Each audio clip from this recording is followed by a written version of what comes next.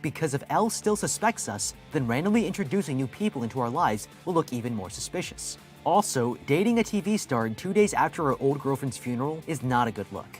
The hell is not? It is if you want people to think you murdered the bitch. I'm somewhat... They'll think you killed her? 2 days is too soon, man. Is it? What it is, guys? It's your boy BlastphamousHD, and today we are here to check out a video called How to Beat the Death Gods Game in Death Note 2. Now, if you guys want to watch the original video, the link's in the description down below. I haven't seen Death Note 1 or 2, so... Death Note's awesome. Dude, I love Death Note, the cartoon. If you guys want to watch the original video, it is by Cinnamon Summer. Fuck. Cinema summary. Let's do this. You are the deadliest serial killer in the world, but someone is following in your footsteps, and every mistake they make could get you caught. You'll have to sacrifice everyone to outsmart the world's greatest detective, and only the most brutal plans will keep you one step ahead. When the world is days away from finding out your true identity, what do? I'm going to break down the mistakes made, what you go back and find that girl that was chained up in that basement and see if she's down to get drinks, but without untying. Why do you have to... Yeah, I was gonna say, why do you gotta take Don't her? untie her. Yeah. Don't untie her. Ask her if she's thirsty. I mean, a silly straw. She don't need to see what the liquid is. should do in How to Beat the Death Gods game in Death Note 2. It's been 6 months since Lightyear discovered a Death Note and has been using it to kill criminals throughout the city by writing their names down in the book, hiding behind the alias Kira, which means killer in Japanese. The police haven't been able to gather enough evidence to catch him, but L here, the detective, still suspects Light is Kira, the mysterious serial killer they are looking for. But after a tragic accident involving an FBI agent killing Light's girlfriend, the investigation... I was about to say, that didn't look like an accident at all. Nah. She pointed right at the bitch. I am killing you right here and now. Yeah, man, it's an accident, man. Just don't know. They started looking for other suspects. No one knows that Light secretly killed his own girlfriend by writing her name in the death note to avoid suspicion from the detectives. 2 days later... He's smart. She asked for a relationship. He's like, hey, let's kill this bitch. Oh. Oh, fuck. That's good. That's good. I like that. I like that angle. Turn that shit into a skit. Yeah. Call it Death Note in the Hood. Rival drug dealer? Not anymore. Cheating girlfriend? Dead today. Bro, even worse, you can write in there shit that's not death. So like, a guy pisses you off at school, instead of killing him, just writing a death note that he eats ass. And then forgot to wash his mouth. Forgot to wash his face afterwards. Comes to school, breathing on people. You hear about Bob? Sick son of a bitch. Just, oh God. This is why you could never have a death note. It's 'cause of shit like that. That shit right there. Came to school smelling like he had fingered a horse's anus with his face. Smelling like peanuts and corn. Oh, Jesus. Has gathered to pay their respects. He asks his father, the chief of police, for permission to join the investigation and help find Kira. But his father has no idea that Lightyear just wants to find L's true name so he can write it in his death note and kill him. Okay, joining the investigation team as the same killer they're hunting down makes for a very high pressure situation, and we needed a way to make sure we avoid suspicion for long enough to kill L, his arch nemesis. If I were him, I would use beta blockers, which stops the effects of adrenaline on the body and slows down your heart rate. This way, I can join the investigation team without showing the physiological effects of stress and hide my anxiety from L if the investigation starts leading back to me. This is a risky strategy, but it's actually one that's been used by Sun Tzu, one of China's greatest military tacticians, to infiltrate his enemy's army and defeat them. The Art of War says that in order to know your enemy, you must become your enemy. And Light here knows that even though it's risky, joining the police investigation... I thought what he was going to say was that Sun Tzu would use beta blockers to keep himself from being stressed out in battle, which I just thought that he would just go have sex like the night before, so like the next morning he'd be like, oh man, okay, if I don't make it, it's cool, I got laid. Yeah. Totally cool, man. It puts him one step ahead. The Art of War is now an Audible, and the principles in there teach Light and L how to win in every possible situation. Taking advantage of every weakness of your opponent and neutral... Literally the best sponsor I've seen in a that long, was so sly. How he slipped that in there, like really that good. Was sly. Really good. I'll let It's exactly what makes The Art of War the perfect book to beat your opponents and why it's been the top military tactics and strategy guide in 2,500 years. And with the new Audible Plus catalog, which includes hundreds of free titles, you can read The Art of War as soon as you sign up. It's only a 1-hour listen, and in my life helped me think strategically and gain an advantage in every situation, just like Light and L. Thank you to Audible for sponsoring this video. Please use my link, audible.com/howtobeat, or text howtobeat to 500-500 to claim your... I will not be texting how to beat to fucking To any number. Ever. Any number, man. Don't do... Viewers at home, do not do that. Don't do that shit. I've been on the receiving and the sending end of this type of situation. Always good to keep your hands clean and your nose even cleaner. You don't want to stick your nose in that. I ever tell you about the time I went to Google grandfather clock and missed the L? When I was younger, back when Juvenile came out and 400 Degrees had come out, I went to the library, typed it in the search bar in front of a crowded library, www.hotboys.com. Oh. I was looking for Juvenile. But the problem is when you said that you were looking for a Juvenile to the old white librarian, instantly they were just like, this confirms it. We need to call the police. No, man. It's not what it looks like. I was looking for a Juvenile. For a Juvenile, I swear. For a Juvenile. Yeah, he's in the Hot Boys.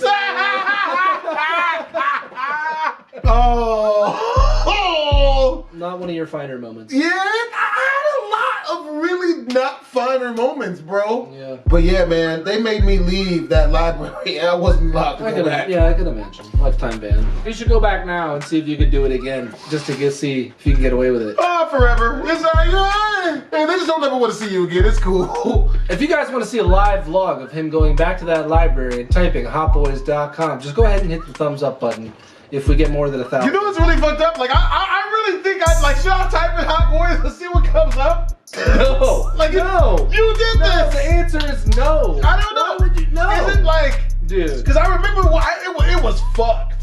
It was the veiniest I'll tell penis you, I'd it's the same ever thing that'll seen happen in my life. It's the same thing that'll happen if you type grandfather clock and miss the L. It's gonna be a bad time. You think so? It's gonna be a bad time.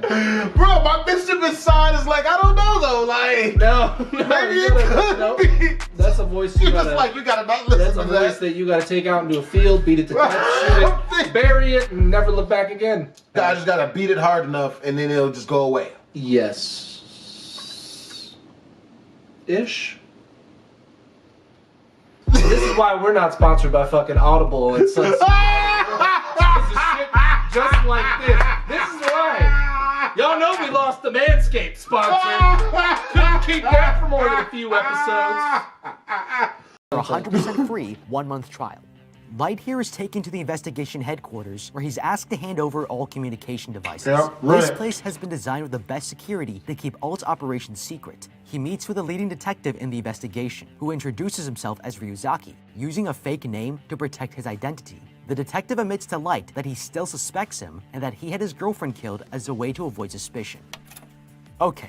L is dangerously close to the truth, and with one wrong move, Light could be caught. But I would use this problem as an opportunity to convince him that I wasn't Kira. Now, first of all, we know that L here is willing to break the law because we saw in the first movie that he planted cameras in Light's room without a warrant, so we have to assume this whole place is under surveillance as well. I would volunteer to live here at the headquarters to be observed, bring a page of the death note, write the names of my victims down inside of my pocket, and then erase it so there's no evidence. If all the victims die only during office hours while I'm constantly under surveillance, then it will appear increasingly unlikely that I was the Kira. plot from The the Death Note anime, right? reminds Light Yeah, that he that's can receive the ability to see someone's true name and date of death in exchange for half his lifespan. It's a tempting offer, but Light here refuses.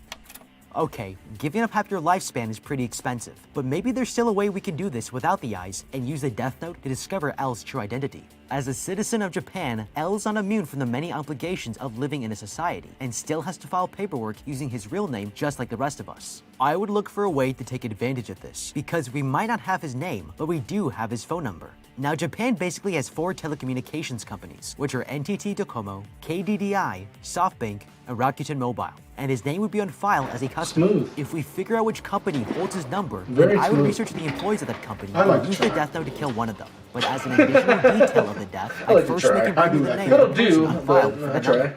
This still works with rule number 4 of the Death Note, which lets you add details about the death before they die, and it will happen. We can get L's true name and write it in the Death Note to kill him without even needing to be a part of the investigation.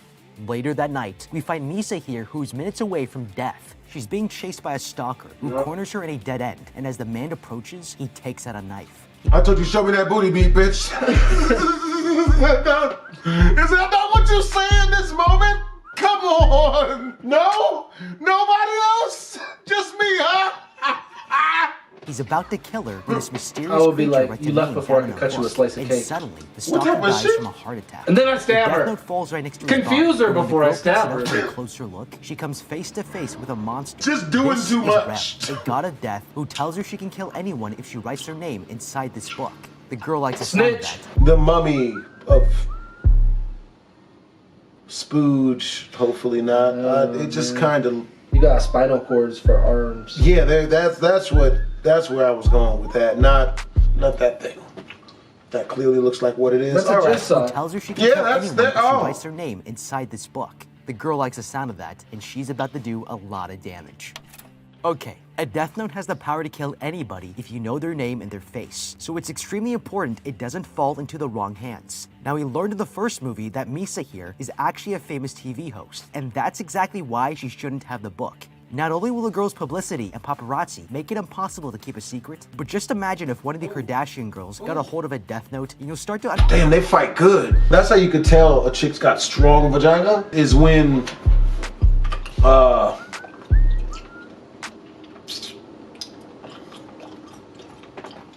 Go ahead. I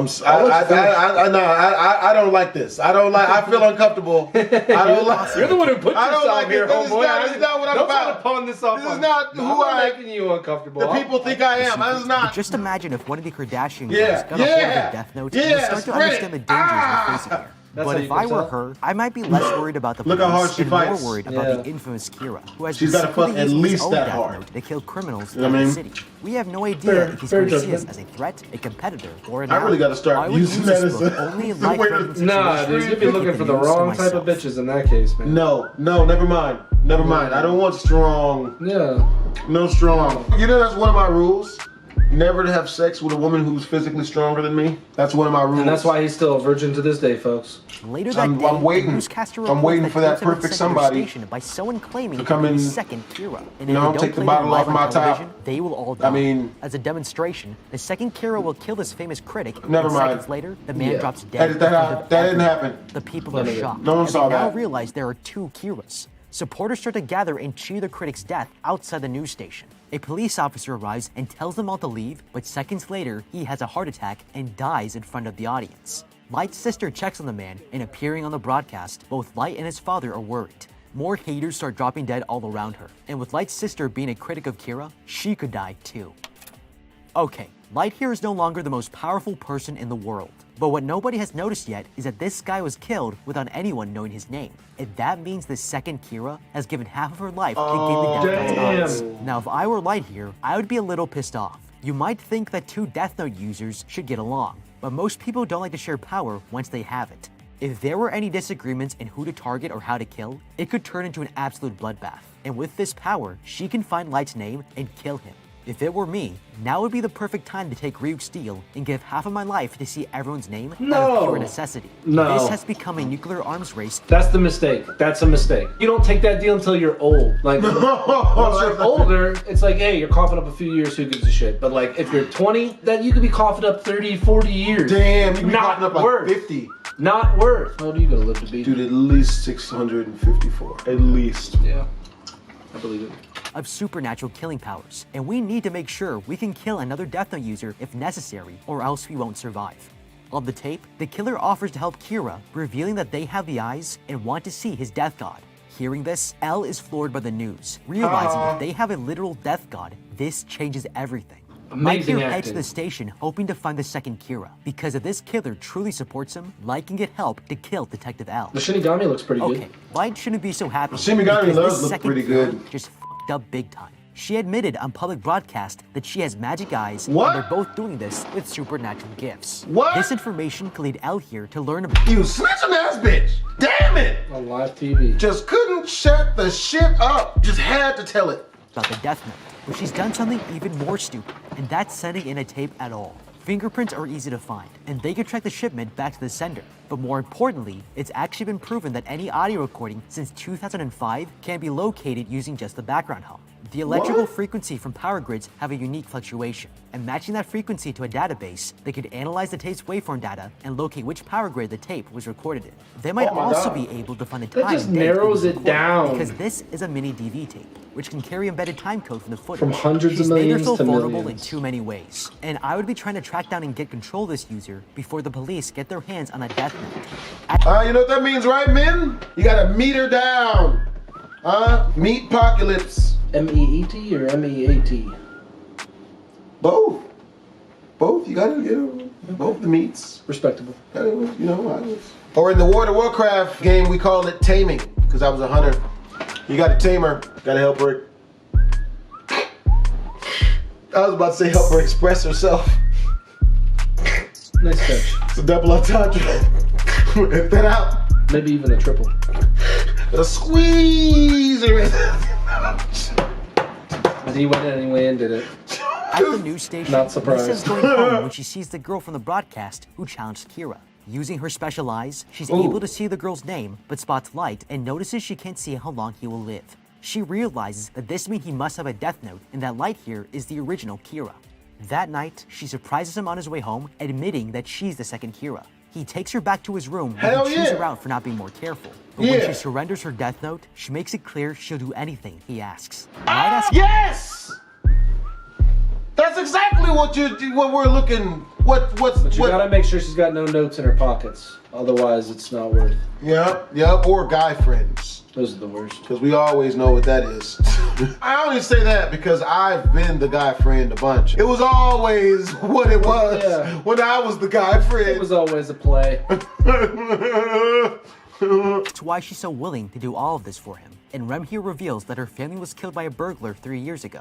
The criminal was never convicted, but when she learned that Kira killed her family's murderer, she fell in love. After he hears her story, he agrees to work with her, but she makes one condition. She will be with L and use her death vision to find out his name, only if he promises to date her once per week.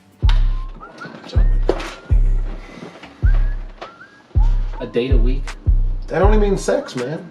She just needs sex once a week. It's a pretty healthy female, I'm gonna need that actually. in writing.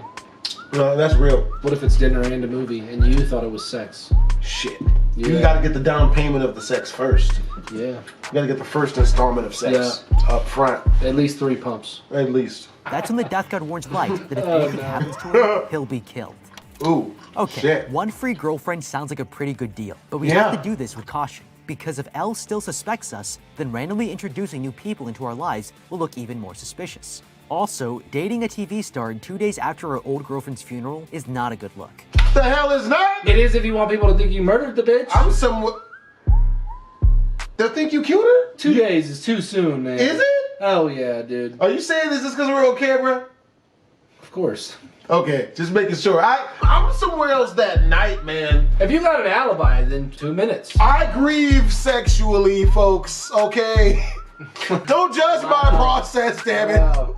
I These were agree. the worst opening lines I've ever heard. I grieve. Could you imagine trying to close that on a chick, just walking up being like, "Hey, Oh my God, I'm so sorry to hear about your loss. My brother just died, and you know I grieve sexually. So I was wondering If like we should do a new miniseries. just pick up women saying terrible shit, try to make it work. Yep. Make it work. That's what we'll call it. Making it work with BHD Yep. triple entendre. Yep. How would it be making it work if I could get her number after doing that shit? Yeah. That's when you start making it work. You're making me sound like a whore, and I like it. I didn't say money. I did. Yeah, I know, but I'll be shit, you got collecting- money? I'll be collecting that. Shit. The manhandler. The fuck? Nigga, I pimp me. You don't pimp me. Only I pimp me. I know Don't some look good at me clients. like this I know good motherfucker. clients. I'm just saying. This isn't negotiable. What are your clients paying right now? What are you getting for dick right now on the open market? Shit, man. How much a pump? Because At my clients least- pay by the pump. You're probably working by the hour. Like it's 1800s and there's no running electricity. Shit, man. I've just been selfishly. Not gonna do We're this. gonna go ahead and I'm not, we're gonna go ahead and chop out. I'm not gonna do this. Personally, I would agree to meet with her once a week, only after orchestrating a plausible explanation for the relationship. First, I would use my position in the investigation to I'll hook interview her up. everyone at the TV station and make sure that I met Misa here for Oh, the first time in front shit. of Elle, where he could see her acting flirtatious. This way we have a reasonable cover to see each other without instantly arousing suspicion. But if we want full control over this situation, we can't stop there. This death god is willing to kill us, which is against the rules. So if that means we gotta smash right in front of everybody. A fuck fight. That's what that's I was gonna go to, what was that movie? I think it was called Crank, where the guy had to have sex in public. That was also a fight as well. That was a fight too. When it gets that desperate, man, I'm always surprised when a female survives. Like, that's real shit. Last time I hit one of those type of places in my life, man, I lost 50 pounds. That was just a semen. You know, it might have been. I'm not gonna say it wasn't. We should start a new series with you and call it Beating Your Life into Order. That one sounds like I was about to say hard sell, but I don't know. I was trying to stay away from hard. Yeah, that was probably I mean, that part of the better direction for you to steer in. Definitely not the best place for me to be going. I noticed you keep scooting further and further away from me too. I mean, message received. The getting is not good. If she's this protective of her, we can manipulate her if we know she cares for Misa. I would respect the god's wishes for now, but look for a way to take advantage of her feelings for the girl later. Light here goes to school the next day and is shocked to see Elle sitting behind him. That's how you take advantage of Dude, if you're trying to get her to love you that hard, man, you know what that means? Could you imagine what that chick looks like under all those band-aids she had and the cum socks?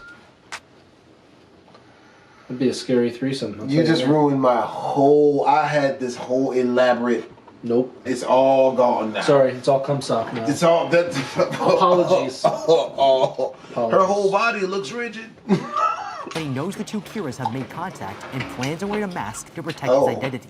As they're leaving his class, he's taken aback when Misa here drops by and surprises him. He introduces her to Elle, and she takes off his mask to see his true name over his head. But when the students recognize her, they start to crowd around Misa here, and she leaves the campus to get away from the fans. As they part ways, Light here calls Misa to find out the detective's true name, but Elle answers the call. He stole her phone, expecting Light to make contact, knowing this one action might save his life. He then tells Light that Misa is being arrested. They found evidence that she might be the second Kira, and Light will have to stay away from headquarters until they're done interrogating her. The police capture Misa and bring her back to the station to lock up. Yeah, I'm gonna need some time to interrogate this witness. Yeah, I bet you by myself too, and it's gonna be long. Yeah, I'm gonna drill her on all of the points real good. And now you got a lot of holes in this story to fill. Shit, man, that's not. Damn it! It's only okay when I do it. Okay. Solitary confinement. Elle here is going to keep her in chains until he can prove that she's not the killer. This was his biggest mistake. If Elle is still suspicious of Light, then he has made himself vulnerable by working outside of the law, because if the public knew about this, it could shut their whole operation down. I would take full advantage of this and get evidence of his human rights violations to get him removed from the case. Since Light isn't allowed back at headquarters, I would write one of the other investigators' names into the death note, but before they die, have them plant additional cameras, record several days of interrogation, and bring them back to me. Now, we can only manipulate people if it ends in their death, and killing an investigator will be hard to do without arousing more suspicion. But statistically, the most common cause of death for police are job-related fatalities. With this in mind, I would kill this investigator in the pursuit of another criminal, and this plan will require 3 names in the death note.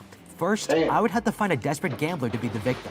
Of course he chooses Adam Sandler. After his last 3 movies, it's his time to go. Desperate gambler for sure. The person withdraws $10,000 from his bank and waits in view of a CCTV camera. Then, my second victim will steal this man's cash in his car in front of the investigator and drive away. Lastly, I write that the investigator pursues the criminal in his police car, and after a dramatic chase, all 3 men die in a car crash. When the crime scene is discovered, both the crime and the chase will be recorded on the investigator's dash cam and CCTV footage. Oh, what a simple answer. You just gotta find 3 people who are willing to fucking die. We get video evidence of Elle torturing his suspects outside of the law. Elle holds Misa in solitary confinement for 5 days, but she still hasn't confessed. She then begs to be killed, but the police don't realize she's talking to her death god. Light gets visited by Rem here, who's convinced Misa to give up the death note. He learns that a Shinigami can't abandon its human unless the death note user dies or they give it up. Well, the homie's gotta roll. I'll be finishing this one. Let's do this.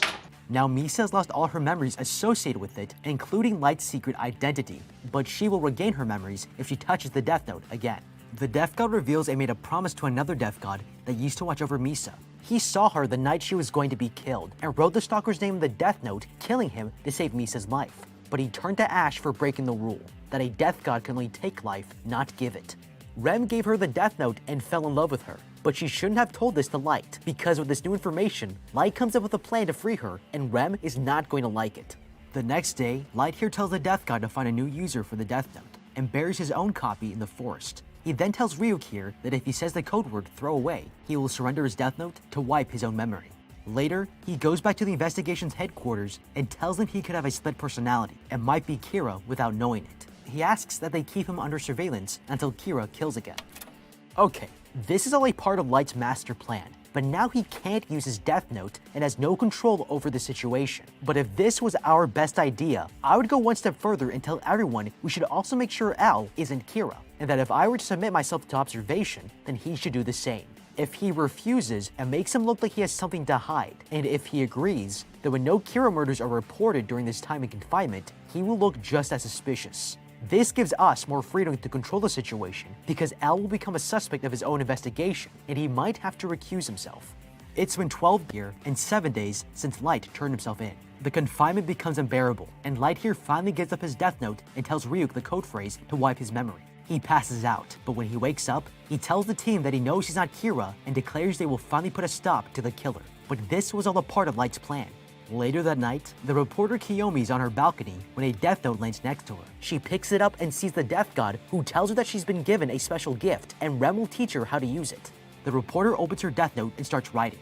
Criminals from all over Japan start dropping dead, and in greater numbers than ever before.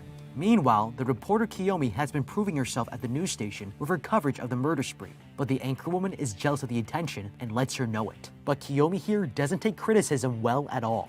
On her way back home, she gets run over by a semi-truck and dies, leaving Kiyomi here as the new anchorwoman. At the investigation headquarters, Light and Misa have been let out of their cells, but are still being held here. He's no longer believed to be Kira, and the investigation team is looking for a new suspect, but he might have a clue. Light here has found evidence that this new Kira is a woman who is associated with Sakura TV, like their new anchorwoman, Kiyomi. Arriving back home, Kiyomi here has no idea that her place has been bugged. The investigators watch her writing into a notebook, and when they get a closer look, discover the names of Kira's most recent victims, along with the names of criminals that are still alive. The only way to prove she's the killer is to let these people die, but Light here comes up with a plan for the investigators to catch the woman. Okay, this all seems very clever, but now the investigators know that this was done with supernatural powers, and that gives them a lot more to work with because their investigation is no longer bound by what is physically possible. With this knowledge, L still has a reason to suspect that Light could be involved somehow. Now we have to use a death note to mislead the investigation. So I would make several fake copies of the death note, write the names of my past kills inside them, spread them to several people throughout the city, and help lead the investigation to those books. It will give them too many answers that don't add up. And in the meantime, I'll be able to get the original death note back while derailing the entire investigation. The next day, she receives a call from a man who reveals he has a recording of her using the death note and offers her the tape in exchange for 5 million yen. When she goes home, she finds secret cameras and microphones hidden around her unit as the police get confirmation that the criminals' names she wrote down yesterday have died. They have their woman. Later that night, she finds out that the man has gone to her news station and plans on revealing her identity, and she has an hour and 25 minutes before she's exposed. She makes a deal with Rem to have the eyes of a death god so she can find this man's name and kill him. And with her new abilities, she goes to the TV station. She arrives on the set of the news broadcast and falls right into Light's trap. She's blinded by the lights and tackled to make sure she can't see their faces. Elle here reveals she had been watching a fake broadcast and the police chief demands to know how she killed people. She tells him she writes the names in a notebook and dares him to try it. Elle touches the book and sees a death god for himself. But when Light takes it from the detective, all his memories come rushing back to him. His master plan has worked, and now he can finish what he started. He had Rem create a fake rule stating you must kill someone every 13 days or else they die. Rem used this rule to trick Kiyomi to continue her killings while Light was being confined, making it clear that he wasn't Kira. Okay, now we've regained access to the death note and all of our memories. The problem is, everyone else knows about the death god, but there's still a way to use this to our advantage here against L. If Rem has already done this much for us, we can also use her to lie, telling the investigators that L was the person who first possessed the Death Note. Then, I would have Ryuk plant Light's original Death Note among L's personal items, making it look like he's the original Kira and the reporter was the second. The other investigators might think L was trying to use the second Kira as a way to solve the case without revealing himself to be the killer, and they'll arrest him. The investigators realize the public won't believe the supernatural explanation, but L is adamant that if they prove how this works, they can get her executed. While the rest of the team is distracted, Light here uses a piece of paper from the Death Note he hid in his watch to kill Kiyomi and gain ownership of the book. New Dove Men deodorant is different. It has 48-hour protection and a plant-based moisturizer that cares for your skin. Odor protection that works. New Dove Men plant-based care. The investigation team goes back to their headquarters and tries to figure out if she was killed by another Kira. Light brings attention to the last rule of the book, saying an owner must keep on writing a name every 13 days or else they die.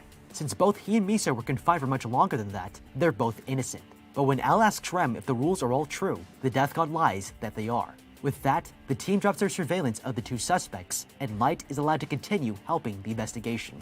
Later, Light tells Misa to go to the forest and retrieve the Death Note he buried. She finds it and digs it up, but when she takes it out of the bag, all of her lost memories come rushing back to her. Now she remembers what Light told her to do. She goes back home and tries to write down L's real name, but she can't remember what it was. Having also lost the power to see people's names, she makes a deal with Ryuk to regain the Death God's eyes for another half of her life.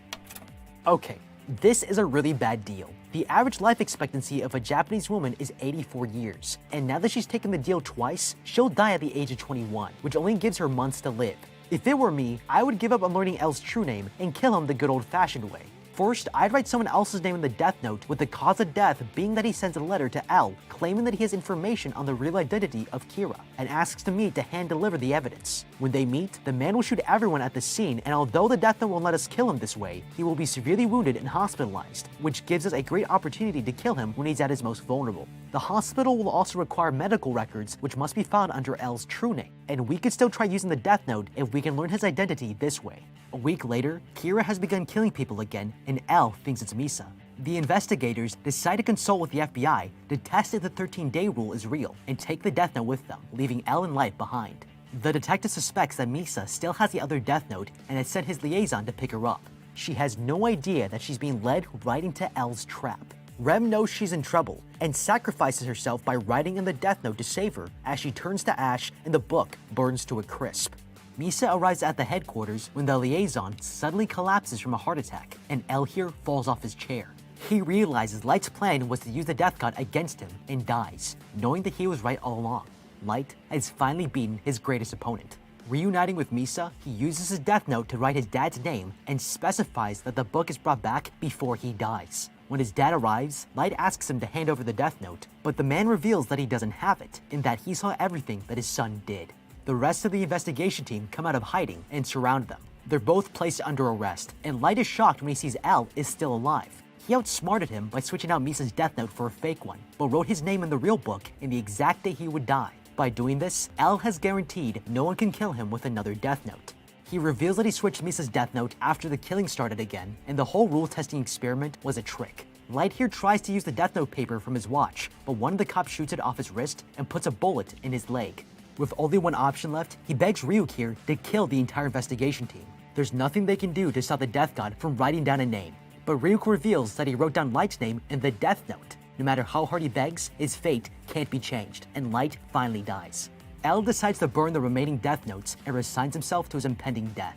A year later, Misa has forgotten her memories of the Death Note, but still remembers to celebrate Light's birthday, as Ryuk flies around Tokyo looking for his next Kira. But what do you think? How would you beat Death Note 2? Let me know with a comment down below. Thank you so much for watching. That was good. Hope you guys enjoyed the video. If you did, make sure to comment, like, and subscribe. It's your boy BlastphamousHD.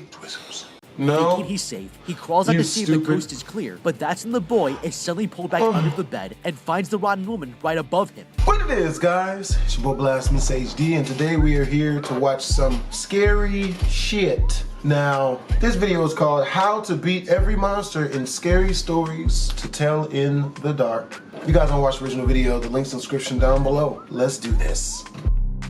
If you were being hunted by 6 terrifying monsters and each one wanted to kill you in horrible ways, what would you do? I'm going to break down the mistake. Shit in my hand out of fear and throw it right into the monster's face. Don't you judge me. I'll do anything if I'm afraid enough. That's real, so you can't judge me for that. Made, what you should do, and how to beat every monster in scary stories to tell in the dark. These kids are about to be hunted down by pure evil.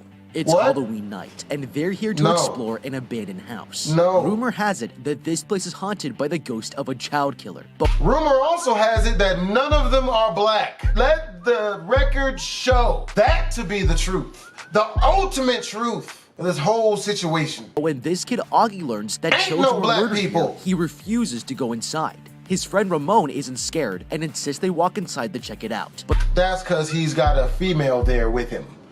You know what I'm saying? That you always gotta lie about how brave you are in front of women. I noticed that when I've heard some of the most cowardly people tell women that they're, yo, hey, I'm with the shit. You know what I mean? I'm about that life. I'm all in there. You know what I'm saying? And then the minute it go down, they wouldn't bust a grape in the fruit fight. But they're about to discover a dark secret that will haunt them for the rest of their lives. The others go upstairs while these two explore the kitchen, and Ramon here notices these grooves on the wall. With the girls' help, they push the shelf aside, revealing a hidden door behind it. Walking through, Stella looks through the items around them and she begins to realize that these are the possessions of Sarah Bellows, the murderer who lived here 70 years ago.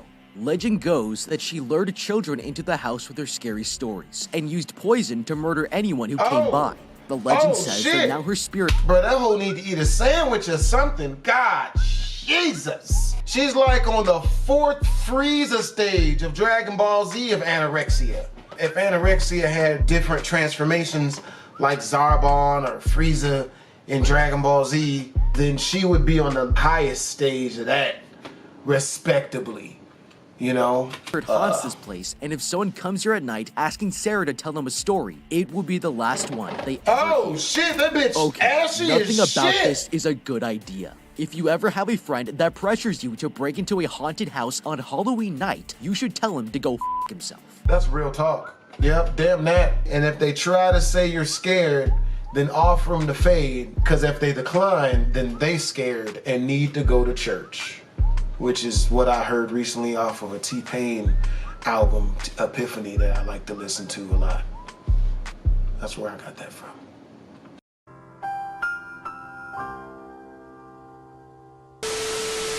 Now, even if you don't believe in ghosts or the supernatural, there's still plenty of reason to be scared out of your mind. It's a statistical fact that on the night of Halloween, children are 3 times more likely to be killed, which makes it the deadliest day of the year for anyone under the age of 17. The reason has nothing to do with ghosts or goblins, but if that doesn't scare enough common sense into you to seriously reconsider your plans on October 31st, then you're putting your life in the cold-blooded hands of natural selection. I love this guy's scene selection. The first one that he showed ghosts taking away that white dude, that was from, I wasn't gonna say Pretty Woman. That's not Pretty Woman. That's from, is that Ghost? With Patrick Swayze and Demi Moore? Yeah, but this one's from a Scary Movie. Like, great scene selection. I love it. These kids are going to realize that visiting this haunted house was their worst mistake, which is exactly how I feel when I'm at the bank. And that's why this video's sponsor, Current, is giving away $5,000 to you for signing up to their app. 5 bands? So you don't ever have to feel that way again. Guys, Current, if you don't know already, is the future of banking. No hidden fees, no hidden anything, no bull. It's so easy to use. Bullshit. While the other kids are exploring the second floor, and Charlie here gets it. I bet y'all $5. Y'all can't think of the song I'm listening to in my head in the comment section down below. I'll give you a clue.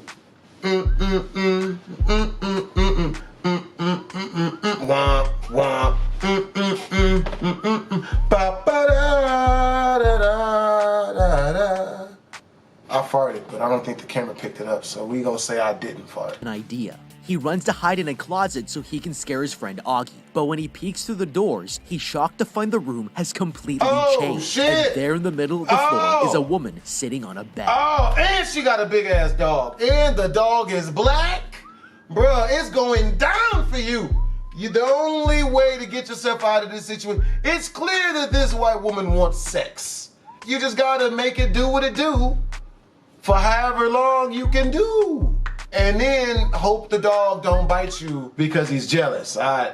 Freaking out, he closes the door but hears footsteps approaching him. No. Suddenly, the closet doors burst open and his friend finds him standing there terrified. Charlie walks out asking where the old lady has gone, but his friend has no idea what he's talking about. Realizing the house is haunted, he tells Augie they need to leave and runs downstairs to find their friends. The boys find the others and Bruh, you're walking through a haunted house with a dude dressed as the It Clown, one of the most famous child killers of all times, and y'all don't look like y'all not children too. It's not a good idea, son. in the secret room. Not a And good that's when idea. Stella here takes an old book off the shelf. It belongs to none other than Sarah Bellows, the child killer. Scared out of his mind, Charlie insists they should put it back. But suddenly, the door behind them slams shut and all the candles go out. The local bully has followed them to the house and locked everyone inside.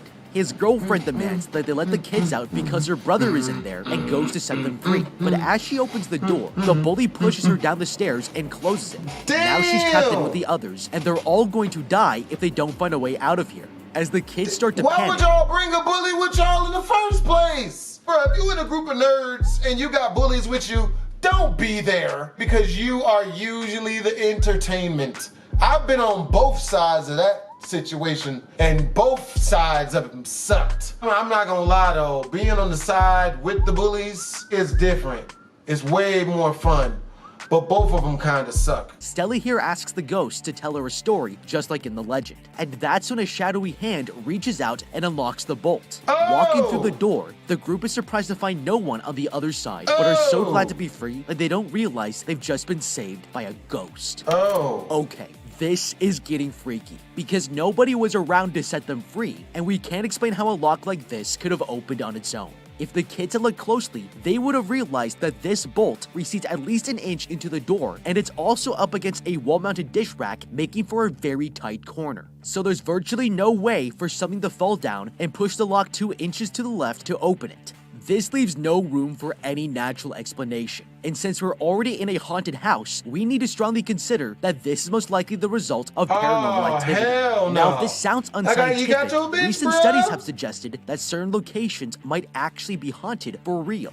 According to the study, if a location already has several reports of paranormal activity and someone who isn't aware of those reports visits the haunted location, they are statistically much more likely to experience paranormal phenomena than anywhere else. This doesn't prove ghosts exist, but it's a strong correlation of circumstances, and it should be enough to make you scared shitless about visiting a haunted house in the middle of the night. In the majority of cultures across the world, a ghost is defined as the spirit of someone who has died and refuses to leave. But what's interesting here is that they must anchor themselves to the real world by binding to a person, place, or object. Now, since this book belongs to the girl who died here, there's a very high My homie dropping knowledge out this mug, man. That's some real shit. That's why I don't trust haunted houses, because I've seen situations happen on the internet where someone will go into a haunted house and the thing will follow them. What you gonna do then? What you gonna do then, cuh? chance that the book itself could be the anchor that's holding Sarah Bellows' spirit. These kids will soon realize that taking this book out of the house was a huge mistake, because it's going to summon 6 terrifying monsters to hunt them down and kill them. At home, Stella here takes out the book she stole from the mansion and opens it to read the scary stories inside. But there's one that catches her eye. She wipes the page, but the words smear, and she realizes that the letters were recently written in fresh blood. The story describes a boy who hated a scarecrow, but it came to life and murdered him. Meanwhile, across town, Tommy here is doing chores on his parents' farm and passes by the scarecrow, but doesn't realize that this is the first. Is that the bully? Oh snap, I can smell just desserts about to happen. That's what he get just for capping. That scarecrow gonna get into the back of his anus. First monster they're going to face. He walks further into the field looking over his shoulder, but when he turns back around, the straw man is right in front of him, standing on his own 2 feet. He falls to the ground in shock and watches as it starts to come alive before his eyes. It's scary as hell, and the bully runs away, screaming for his mommy as the scarecrow chases after him. He trips on a pitchfork laying in the dirt, and seeing the monster getting closer, he decides to face it head on. Standing his ground, the kid stabs the scarecrow in the stomach, but it doesn't even flinch. The monster yanks it out of its own body and rams it straight into the kid's guts before ripping the pitchfork back out. The bully stumbles away in shock and tries to call for help, but suddenly he starts coughing up hay and straw begins to grow out of his wounds. There's nothing he can do to save himself, and he collapses to the ground as he slowly transforms into a scarecrow. That's 1 down and 5 to go. That's a messed up way to go, man. No experience or nothing to be a scarecrow. He just a scarecrow now. They ain't even let him enroll in like an internship program to try it out for a few months first to see if he liked the job. He just a scarecrow immediately. That's racism at its best. Okay, this death could have easily been avoided if he hadn't made one critical mistake. First of all, Trying to fight a scarecrow monster? It's not even a real people, bruh. What you gonna stab? Scarecrow has been possessed by something supernatural, so there's no logical reason to think that we can kill it the same way we would kill a human. This thing is made out of wood and hay, so stabbing him in the stomach with a pitchfork is an incredibly stupid thing to do here. Now, we still have to stop it because if we just run away, he might follow us into the house and kill everyone inside. The best chance we have of surviving is to knock it over to limit its movements, and from there, it's a much weaker threat that we can overpower. Based on the physical structure of this scarecrow, there's no way it would be able to maneuver itself into a standing position, and with one simple push, Tommy could have defeated the scarecrow with his eyes closed. From there, I would drag it out of the field and set him on fire. Set everything the on scarecrow's fire. spine is a single column of wood, so he can't even arch his back without breaking himself in half. If Tommy here had taken a moment to consider the physical limitations of his enemy, he would still be alive. The next day, the girl shows her friends the story about the scarecrow, and she thinks it's connected to Tommy, the bully who went missing last night. Charlie here believes she might be right, and tells them all about the woman he saw in the haunted house, but their friend thinks they're getting carried away with ghost stories. Wanting to prove him wrong, Stella and Ramon go to the cornfield where the bully disappeared, and they realize that the scarecrow is now wearing the same clothes as the missing kid. The girl thinks, and robbed his ass. That scarecrow is from the street. You work for me now. You a whole scarecrow now. But run me that jacket. That shit look nice on my head, cuh. Run that shit, bitch. And that's what you tell them. I've made people break themselves. Not a bunch of people. It's when I went to the all-white schools. When I was younger, I was in high school. And sometimes they would be disrespectful. And I wouldn't hit them. I wouldn't get violent. I'd just be like, oh, word? Let me get your lunch. And then the dude would be like, wait, no, but this is my, no. Let me get your lunch. That's my lunch now. That's what's up. I appreciate you. And your generosity will not go overlooked. And you just bought yourself an all expense paid ticket to me not digging my feet in your ass. Now, please do not get it twisted. Said ticket can be revoked at any time if you decide to, squander this blessing that I'm currently giving you. But I will need a sacrifice. And for now, it is for the low, low price of all of your food. Steakums, nigga. Huh? Fruit cup, nigga. Run it. Gang banging on breakfast. That this is not a coincidence, and whatever happens in the book happens in real life. Her friend Ramon insists she's freaking out over nothing, but he has no idea that tonight they're going to encounter the second monster, and it's even more dangerous than the last. Later that day, Stella decides to take the book back to the haunted house. If these stories are coming true, then she wants no part of it and hopes to put a stop to this curse. But when she returns home that night, the girl is shocked to find her friend reading from the exact same book. Somehow, it's returned back to her room, and the boy found it laying on the desk. Confused, she opens up the pages and sees a new story appear called The Big Toe. As words begin to write themselves. Oh, nigga, I know about the big toe. No, I mean, not like that. I do have an Only Toes account, but it's not even for feet nudes. It's the big knot. I don't mean my big toe as in pay for it, and I'll make sure it's undressed and with no clothes on it, and recently washed. Maybe $30 a picture for the feet nudes, by the way. Link in the description down below. Go to my Only Toes. But yo, I know about the big toe, man. That sucks. You gotta eat feet for this one. Suck toe, and it's going down. Into the book. She drops it in horror as they both watch her write out the story of someone who eats a stew full of human body parts. Yep, I knew it. That's when she You gotta eat feet. realizes the stories of her friend Augie Suck and grabs the toe, walkie-talkie, desperate to make sure he's still alive. Suck the toe, bitch. This is instantly terrifying because Augie here has no idea he's about to be killed and they can't reach him in time to warn him. Since there's no other way to intervene, I would try to use the book's own powers to our advantage to save our friend. Yo, that shit a death note. I'd have wrote all types of stuff about me getting rich, owning like a bicycle and stuff, except it's electric. I write all types of beautiful things about myself. You know what I'm saying? That's real. Friend. From what we've observed, it looks like these stories are written in blood, so I would draw my own blood and modify the story, saying that Augie ran away and the monster wasn't able to kill him. This might That's a good idea. give us a chance to use the book's power against itself and nobody will die.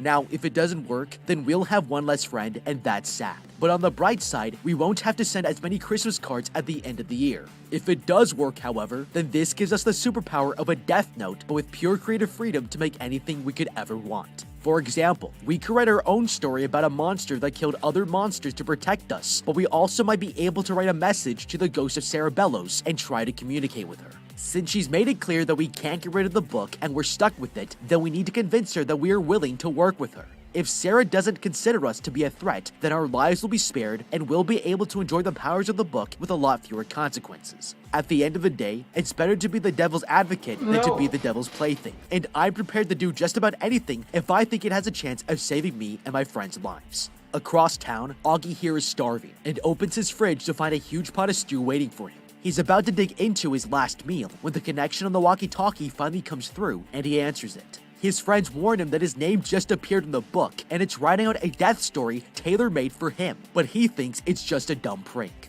Annoyed and hungry, Augie puts down the radio and shoves a spoonful of stew into his mouth. But then Damn it! Oh, feet! Oh, feet! Feet and mouth. Oh, he just did foot mouth. Oh, no. Oh, no. No. No, not foot mouth. No. he feels something strange and pulls out a huge rotten toe.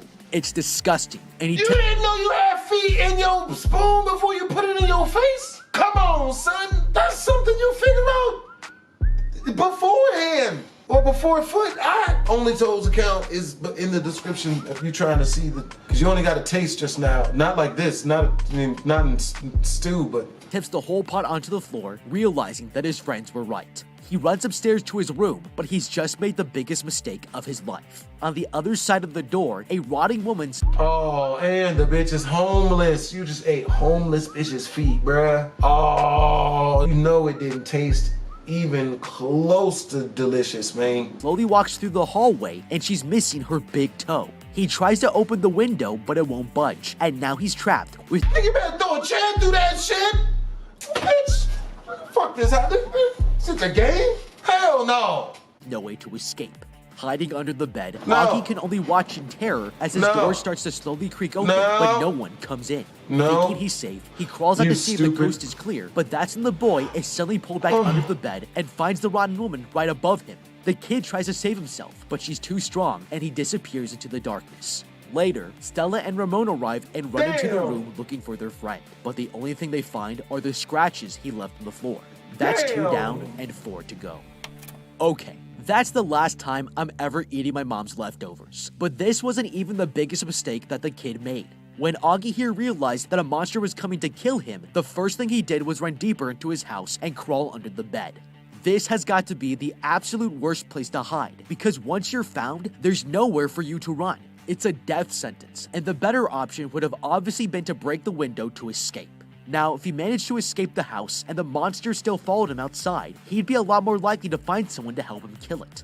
There were fewer gun laws in 1968 than there are now, so there's a good chance that several of his neighbors are gun owners. If he passed enough houses screaming for help, somebody is bound to show up just waiting for an opportunity. Now you gotta get fired, bruh. Ain't nobody coming for, oh, he's got a gun. It was like, oh, well, why would I come then? I don't want what you getting. That's obvious. I don't... like this to defend the streets of America. If this kid doesn't have any way to kill the monster himself, he can let the Second Amendment do it for him. It also helps that this monster is missing its big toe, so it'll be much slower than the average human. The mechanics of running requires you to use your toes for balance, and you would fall flat on your face if you tried to run without them. As long as we can run and stay ahead of it, then we'll be able to buy ourselves a lot more time to figure out a way to kill it. The next day, the group meets up and the others learn about what happened to their friend Augie. He's disappeared without a trace, and the same will happen to each of them when their own story is written. But the friends have an idea. Placing the book in a metal barrel, they light it on fire to destroy it for good. But when they dump out the ashes, they discover that the book is completely unburnt. There's nothing they can do to get rid of it. And Stella here I love how the female's like, oh, no, I got it, bro. Jump it. Jump it. Hey, I'm about to jump. Cut. Come on, cut. Just start stomping it out. The book is completely unburnt. There's nothing they can do to get rid of it. Fuck it and up. Stella here realizes that they need to research the owner of the book, Sarah Bellows, before someone else dies. They go to the local newspaper outlet, and Charlie here finds an old paper saying that Sarah died at a mental hospital, and after her death, the surviving family members began to mysteriously disappear. Stella here checks the book, and realizes that each member of the Bellows family has their own deadly story. As the girl flips through the pages, the title of a new story appears called The Red Spot, and Charlie's big sister is next to die. That night, this girl Ruth is trying to pop a massive zit on her cheek, but behind her, a ghostly shadow starts to stretch across the bathroom ceiling. That's when she sees something move under the skin, and suddenly hundreds of spiders come bursting out of her face. The girl starts to freak out, and when the friends finally reach her, they find her screaming on the floor in terror with spiders crawling everywhere. This kid douses her with a bucket of water, and they manage to save the sister's life. But that's now 2 down, 1 saved, and God, geez, they really get, yep. Yeah, you gotta say the pretty female, man. If that chick was the ugly one, I'm not gonna risk no spiders. I'm not gonna risk getting crawled on by no small spider to save no 4. That's just how the world works. That's nature, baby. Natural selection, bitch. You better get surgery, bitch. Don't be out here looking like the unattractive female in Scooby-Doo and expect for dudes to risk life, liberty, and possibly getting crawled on by a harmless small spider just to save your unsavory looking ass. there are 3 more friends to go. Okay, this was a close call, but the big takeaway here is that now we know we can intervene in these death stories. Since we can read the story being written before it happens, then as long as we stay in the I hope you got the butt cheeks for that. group, we will have several minutes in advance to plan for whatever monster is coming next. If you don't stay in the group, then you won't know how you'll die, and nobody will be able to help you fight it off or run away, so splitting up at any point before your story is written is going to be a huge risk. Now, this isn't the only help that we can get to guarantee our safety. Taking the book to the police is definitely the right move here. Dude, tell me why I was like, oh shit, nigga, they got Morgan Freeman in this. I think you are a prime suspect in 2 separate murder cases, because there's literally a record of the murders in this book written in blood. But that's actually not a bad thing. First of all, there's an easy way to prove that this book is supernatural, because if they wait long enough and you make them watch, eventually it will go after a new victim and they'll be able to see the book writing in itself. We can also easily demonstrate to them that nothing can destroy this book, which breaks the laws of physics, and they'll have no choice but to listen to us. Now, if they decide to ignore the proof we give them, then that's okay too, because if we are the prime suspect in their investigation, then we'll have police surveillance watching our every move, and when a monster shows up to kill us, they might be able to save our lives. At the very least, we can lure the new monsters straight into the police, and we'll get to watch our tax dollars at work. The next day, the friends visit the hospital to find records on Sarah Bellows when she was a patient here. They sneak into a restricted area and look for the red room where the older files are kept, but Charlie here doesn't want to go and is terrified that he might be next. The girl tells him to wait while they go looking, but he decides to take the elevator to get out while he still can and leaves the others behind. Meanwhile, This nigga's stupid, bruh.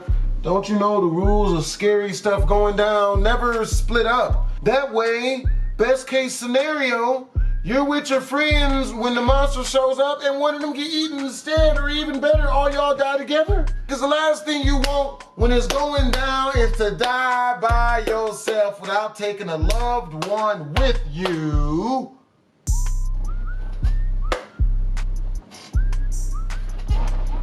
Geico, are you in good hands? I had nothing, man.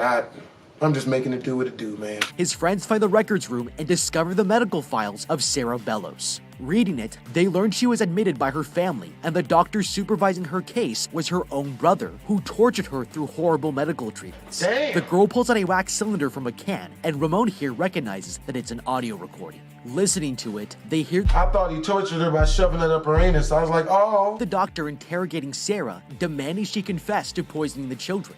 The woman insists that mercury from the family's paper mill spilled into the water supply, and Ramon here realizes her own family was framing her for crimes she didn't commit. That's when she suddenly starts telling a story about their friend Charlie, and terrified, they realize that he's next to die if they don't save him. Upstairs, Charlie is completely lost, and tries to find an exit when all of a sudden an alarm goes off as the hospital's lights turn red. Reaching an intersection, he sees a fat pill figure walking towards him at the end of the hallway and runs in the opposite direction, but the same figure is at the other end too. Everywhere he goes, there's no escape, as the monster appears at the end of every corridor and slowly gets closer. Finally, they surround him on all sides, and the pale lady embraces the boy, absorbing him into her body. It's horrifying, and there's nothing he can do to escape. By the time his friends arrive, he's vanished, and the only thing left is his pen.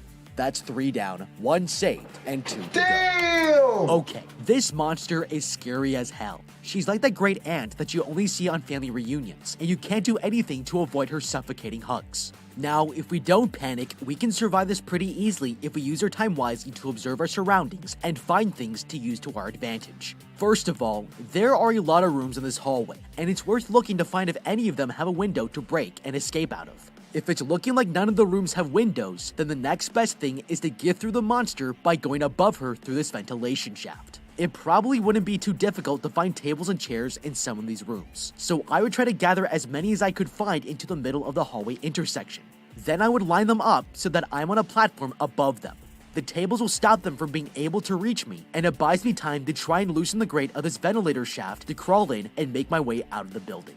Now, if we can't manage to open the ventilation, we're already at least 2.5 feet above them and could easily jump over the monster in any direction we wanted. As long as we continue to cordon off the threat, we can search for an exit without getting hugged to death by Great Aunt Berta. That night, Stella and Ramon are taken to the police station after being caught in the hospital. The sheriff asks them what they know about the missing children, and they tell him about the book and its powers, but he doesn't believe them. The man will let them go without some proper answers, so they stay the night in jail. This is the worst possible place they could be, because another monster is coming, and there's nowhere for them to run. Later, the sheriff sees a new story has appeared in the book, and asks the kids about it, but they're interrupted as all the lights in the station go out. His dog begins growling at a noise in the other room, so the sheriff goes to investigate. But something suddenly falls out of the chimney, and the cop realizes it's a severed head. The head starts to move, and the sheriff immediately shoots at it until he's all out of ammo, but more severed body parts start falling from the chimney, assembling themselves into a disgusting rotten corpse. The monster snaps the sheriff's neck and throws his body into the jail bars before crawling through the holding room to find the kids. He tries pushing himself through the bars of Ramon's cell, but the girl grabs the keys from the sheriff's belt and runs over to help set both of them free before the monster can get inside. They leave the station and find a squad car to escape with, but that's when the boy tells Stella to go to the haunted house without him. He suggests that she talks to the ghost so she can finally end this curse while he draws off the monster, and she agrees to the plan. Splitting up from his friend, the boy drives off in the squad car as the creature chases after him. Suddenly, the monster lands on the hood of the vehicle and tries to break into the car. That shit crawling forwards and backwards at the same time. Ramon here rams the creature into a semi-truck and traps it between the hood before running away to the haunted house. But he's still in danger. Breaking apart, the monster escapes the vehicles and reassembles itself to continue hunting the boy down. Okay, this is easily the deadliest monster so far, but it's not just because they were locked in jail with nowhere to go. First of all, these kids could have done a much better job of convincing the cop that this book is supernatural. All they would have needed to do was try destroying the book in front of him, and the cop would have seen that it was impossible. This is enough proof that something strange is going on, but he didn't realize this until it was too late. This cop emptied his gun straight into the monster's head, and it didn't even flinch. That means this creature can't be killed through brute force, and we need to outthink it in order to survive. He's also the first monster that runs faster than a human, so even if we manage to break out of jail, we still can't outrun it, and that seriously limits our options. We're going to need to beat this monster right here in the police station if we want any chance to survive, so we need to first consider its physical limitations and try using them against it. Now, this monster's greatest strength is also its greatest weakness. This creature can detach its body parts, which is really badass. But if that's how it was put together, then it's probably going to be a lot more vulnerable around those connecting points. This gives us a way to limit its ability to harm or chase us down. If it were me, instead of trying to escape, I would wait until he's trapped between the bars and have Stella try to steal one of its limbs while I try to tear off its head from its body. If we manage to separate its limbs and head and then run away with them, then it won't be able to run and chase us, and his corpse won't be able to see where it's going. Then, we can take the stolen body parts out to the middle of the nearest lake, tie them to a brick, and watch them sink to the bottom. The monster will be so preoccupied with finding and retrieving his missing body parts that we'll have plenty of time to escape and solve the mystery of the storybook before he ever finds us again. Reaching the haunted house, Stella here begs Sarah Bella's ghost to stop killing her friends, explaining that they now know she was framed and never committed any crimes. That's when she hears footsteps walking upstairs, and all of a sudden she finds herself transported to the past years before the house was ever abandoned. No. Moments later, Ramon here arrives at the mansion searching for his friend, when he finds the girl's book at the bottom of the stairs, and sees a new story being written for Stella. Suddenly, he hears noises outside and realizes the monster has caught up to him. He runs upstairs and finds a room to hide in, shutting the door behind him as the monster chases him up the stairwell. In the past, Stella hears a man calling out for Sarah Bellows. Afraid, she runs upstairs and shuts herself inside of a room to hide. But that's when the girl catches her reflection in the mirror. She walks up to take a closer look and realizes that she looks exactly like Sarah, the owner of the storybook. Freaking out, she runs out the door and through the hallway until she finds the dining room. With nowhere left to go, she hides under the table hoping no one will find her, but that's when everything goes wrong. She stays as quiet as she can, but the Bellows family finds her and drags her out of hiding. They carry her through the house and back into the secret room where Sarah, the owner of the storybook, was kept prisoner. Meanwhile, in the present, Ramon here looks around for an exit and falls all the way to the ground level, spraining his ankle in the process. Suddenly, a voice screams out from the secret room, and he limps over to rescue his friend. But that's when he sees something above him and finds the monster hanging from the ceiling. The creature corners him against the floor and is about to finish him off, but Stella is about to save everyone's life. That's when the girl senses something is in the room and finally sees the ghost of Sarah Bellows sitting in the chair across from her.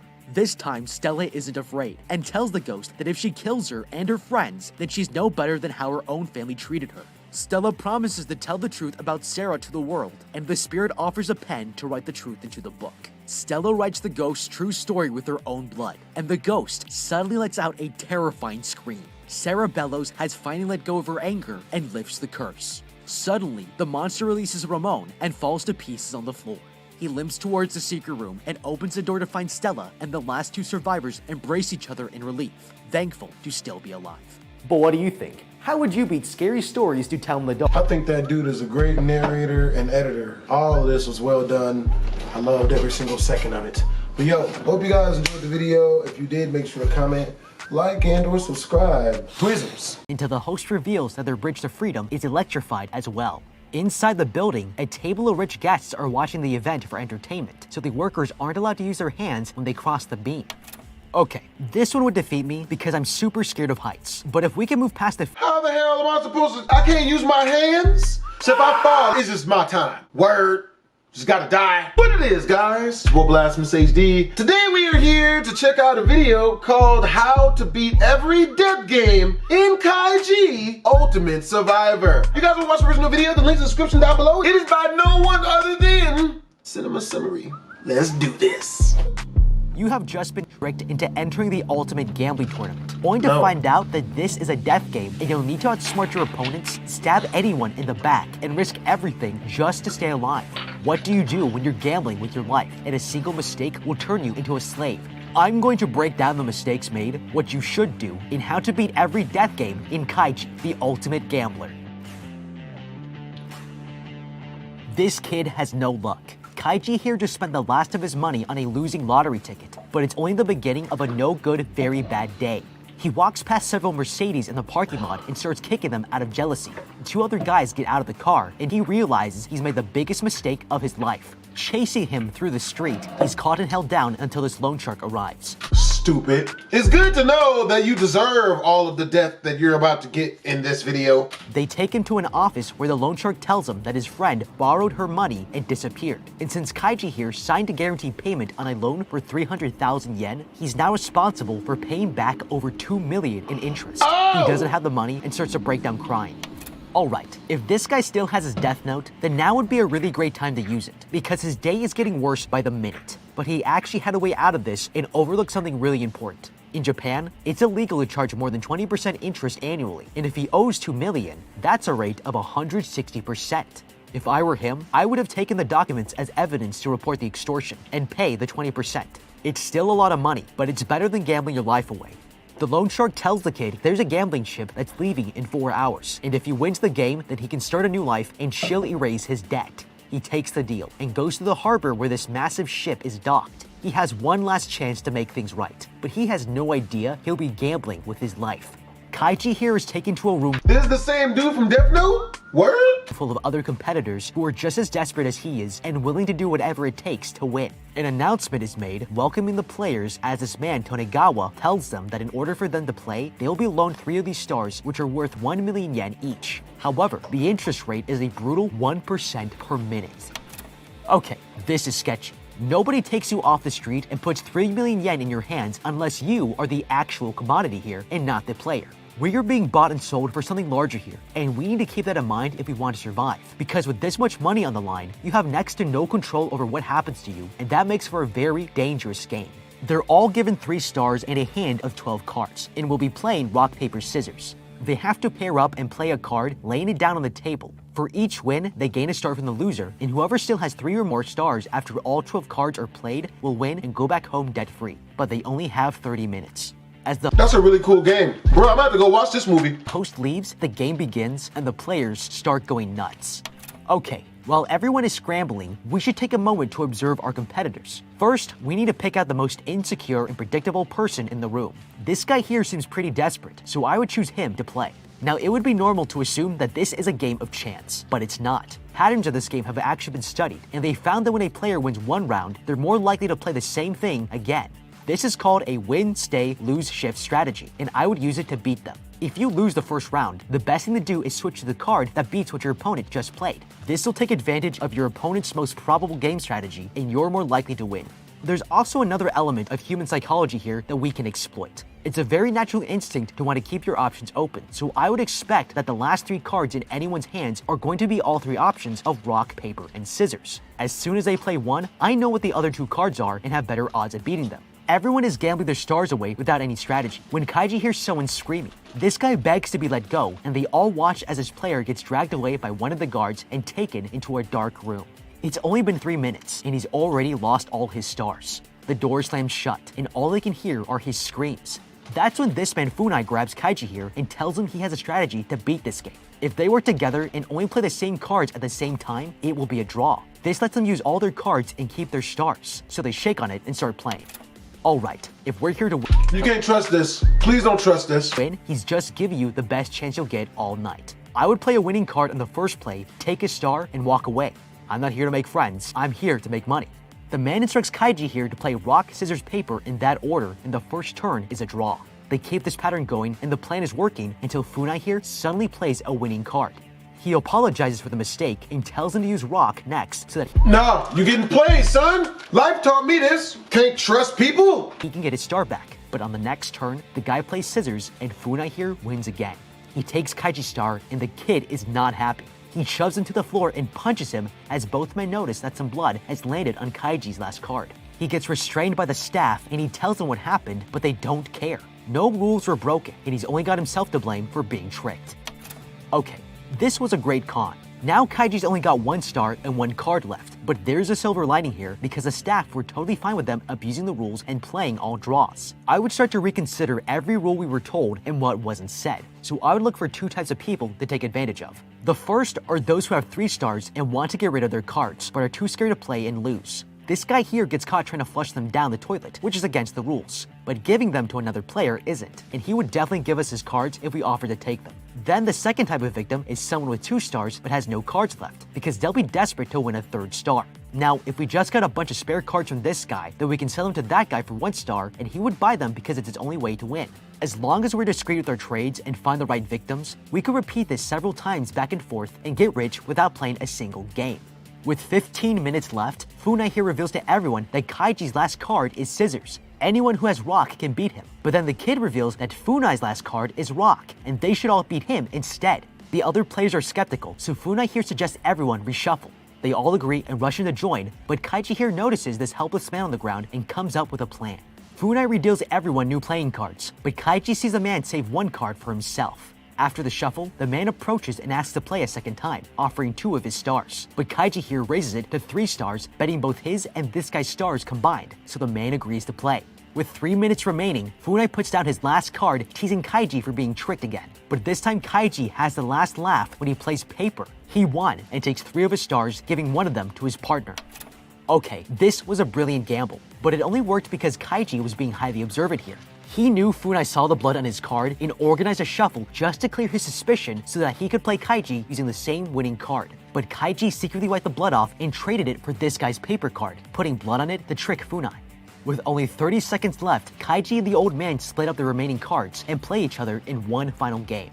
They draw each time, getting to keep their stars and use all their cards just as time runs out.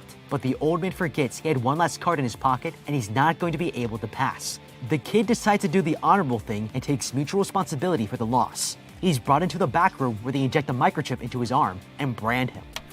Alright, the obvious thing to do here is throw this guy under the bus. It's just not right to make 2 players lose from a single card. But if we insisted on being a loser, then at the very least we should claim that the card belongs to us and to let this guy go. Otherwise, it's an incredible waste of opportunity here, and they're both going to pay for this mistake very soon.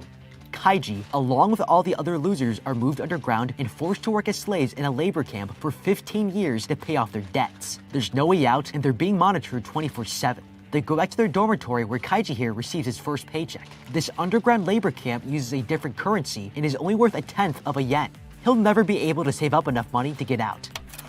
Okay, the first problem I see is too much Played yourself, stupid! Stupid! Congratulations, you played yourself. individuality. So far, they only seem to be controlled by the foreman here and a few staff members. There must be more security down here, but they're still outnumbered by the labor force. If things are this hopeless, and they have no chance of saving up enough money to earn their way out, then I would start planning for an uprising. We need to make friends with the other work crews and figure out who the leaders are. If we convince them to join the rebellion, they can use their influence over their crews to start gathering equipment, scouting locations for possible escape routes, and figure out the guards' routines. We also need to know which way the construction vehicles come from and the layout of the underground tunnels. There must be an elevator or ramp system big enough to bring these vehicles down here directly. We should coordinate a day where we all rebel, then hijack the construction vehicles and drive them out of here to the surface. As in any revolution, many of us will die, but I'd rather die on my feet than keep living on my knees. He gets back to work when an explosion goes off and shakes the entire underground network. He takes his injured friend to the medic, but when he sees all the workers here left untreated, he realizes these patients don't have enough money to buy medicine.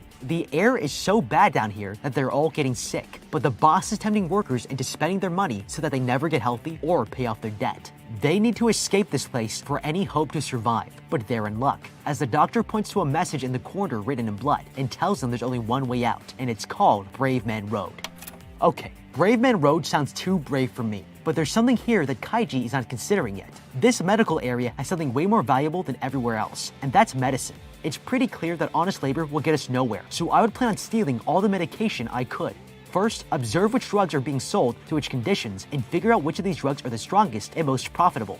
Then, come back and admit yourself by faking that condition. The medication will be brought out of storage to be sold, and we can steal enough of it with a distraction to then sell to our coworkers and undercut the rates. They would all want to buy it for the cheaper price, so they'll keep it a secret for us as well, and we can make money a lot more quickly than before. Later that day, Kaiji here considers what he's learned, and when the foreman comes by to extort him for an advance on his salary, he flips out. Making a scene, he calls the foreman a crook for manipulating them, but Kaiji's interrupted when some guards announce that this man has been chosen to compete on the Brave Man Road, and they learn that whoever wins will go back to the surface. Hearing this, Kaiji decides to volunteer and take back his freedom, even if it kills him. Joining several other workers, they're taken up an elevator to the 50th floor of a skyscraper, where they're told the rules of this new game. All they have to do is deliver these cash vouchers to a designated location at the Starside Hotel and exchange them for cash. But to get there, they must cross this crane that leads to the building next to them and make it to the other side. They'll get 10 million cash if they do, but the men are too scared to cross it until Kaiji here volunteers. The others are inspired to join him until the host reveals that their bridge to freedom is electrified as well. Inside the building, a table of rich guests are watching the event for entertainment, so the workers aren't allowed to use their hands when they cross the beam. Okay, this one would defeat me because I'm super scared of heights, but if we can move past the— How the hell am I supposed to? I can't use my hands? So if I fall, it's just my time. Word, just gotta die. fear factor here, then there might actually be a way to do this without falling. Now, we can't touch the beams with our hands, but we've also learned in the first game that they're totally fine with you bending the rules to your advantage as long as you accomplish the task and entertain the guests. What we need here is more stability, and if we can add more points of contact with the bridge, then we'll have a better chance at this. This building is pretty high up, and if you've ever been to the top of a skyscraper, it can get pretty windy. If the wind is catching on your clothes, it adds drag and can throw you off balance. So if we minimize our frame, then there will be less resistance. Now, tightrope walkers use giant poles to lower their center of gravity and spread out their mass to decrease their rotational inertia. Unfortunately, all these guys have are the clothes on their backs, so that's what we need to use to achieve the same goal.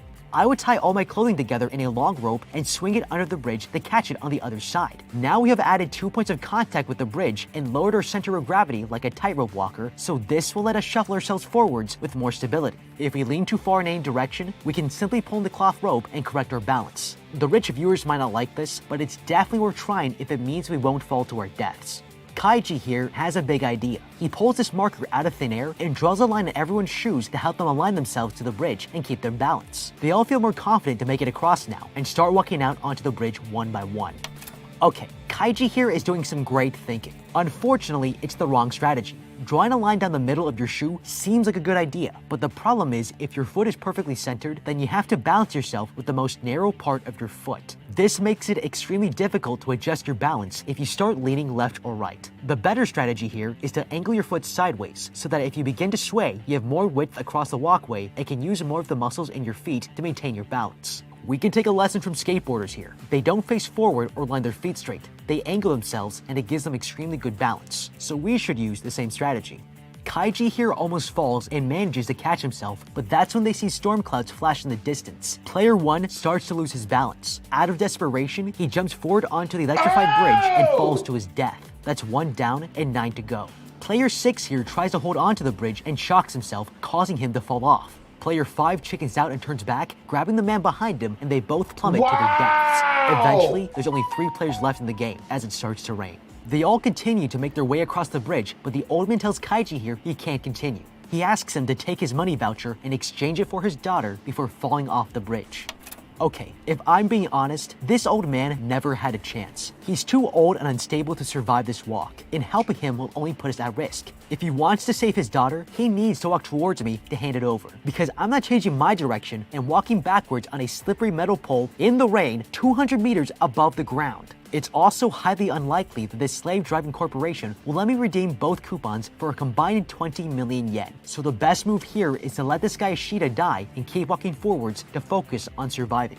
The remaining players continue crossing and make it to the other side. They're just about to win, but Kaiji senses that something is not right about this. He warns the other player, but it's too late. The door suddenly flies open, and they're blown away by a wind blast. There was one last trick the organizers of the death game set up. While Kaiji here is left hanging, his friend falls to his death. Climbing back up the ledge, he crawls into the building and finds the members of the corporation applauding his performance. The chairman of the company walks in, and Kaiji here chews them out for their cruelty. He demands they pay him his 20 million, but the host refuses, deducting nearly all the money from Kaiji's voucher to pay off his debt. He yells at the host that the old man who fell proved he wasn't a loser, because in his last dying moments, he was thinking of someone else. The chairman here finds the kid interesting and decides to set up one last game for him. Okay, these guys are Hell no! Hell no! Just start killing indiscriminately. At this point, I would have grabbed this old dude by his balls and started smashing him into the other people with the strength of the Hulk and or Thor, one of them people with muscle. obviously horrible people, and most of them should be shot. But it's hard to stay mad when we're definitely better off right now than we were days ago. This poor guy keeps ending up in apocalyptic scenarios, and at this point, maybe the best thing for him to do is move out of the country. There aren't any battle royales in Brazil, which holds the largest Japanese community outside of Japan. The government promoted emigration as a national policy until the late 1960s to get rid of poverty and overpopulation, and Kaiji here fits the bill. As soon as he walks free, he's going to remember how miserable his life was and will fall into the same bad decisions. And he'll probably blow all his money on scratch cards, so there's no point going back without a boatload of cash.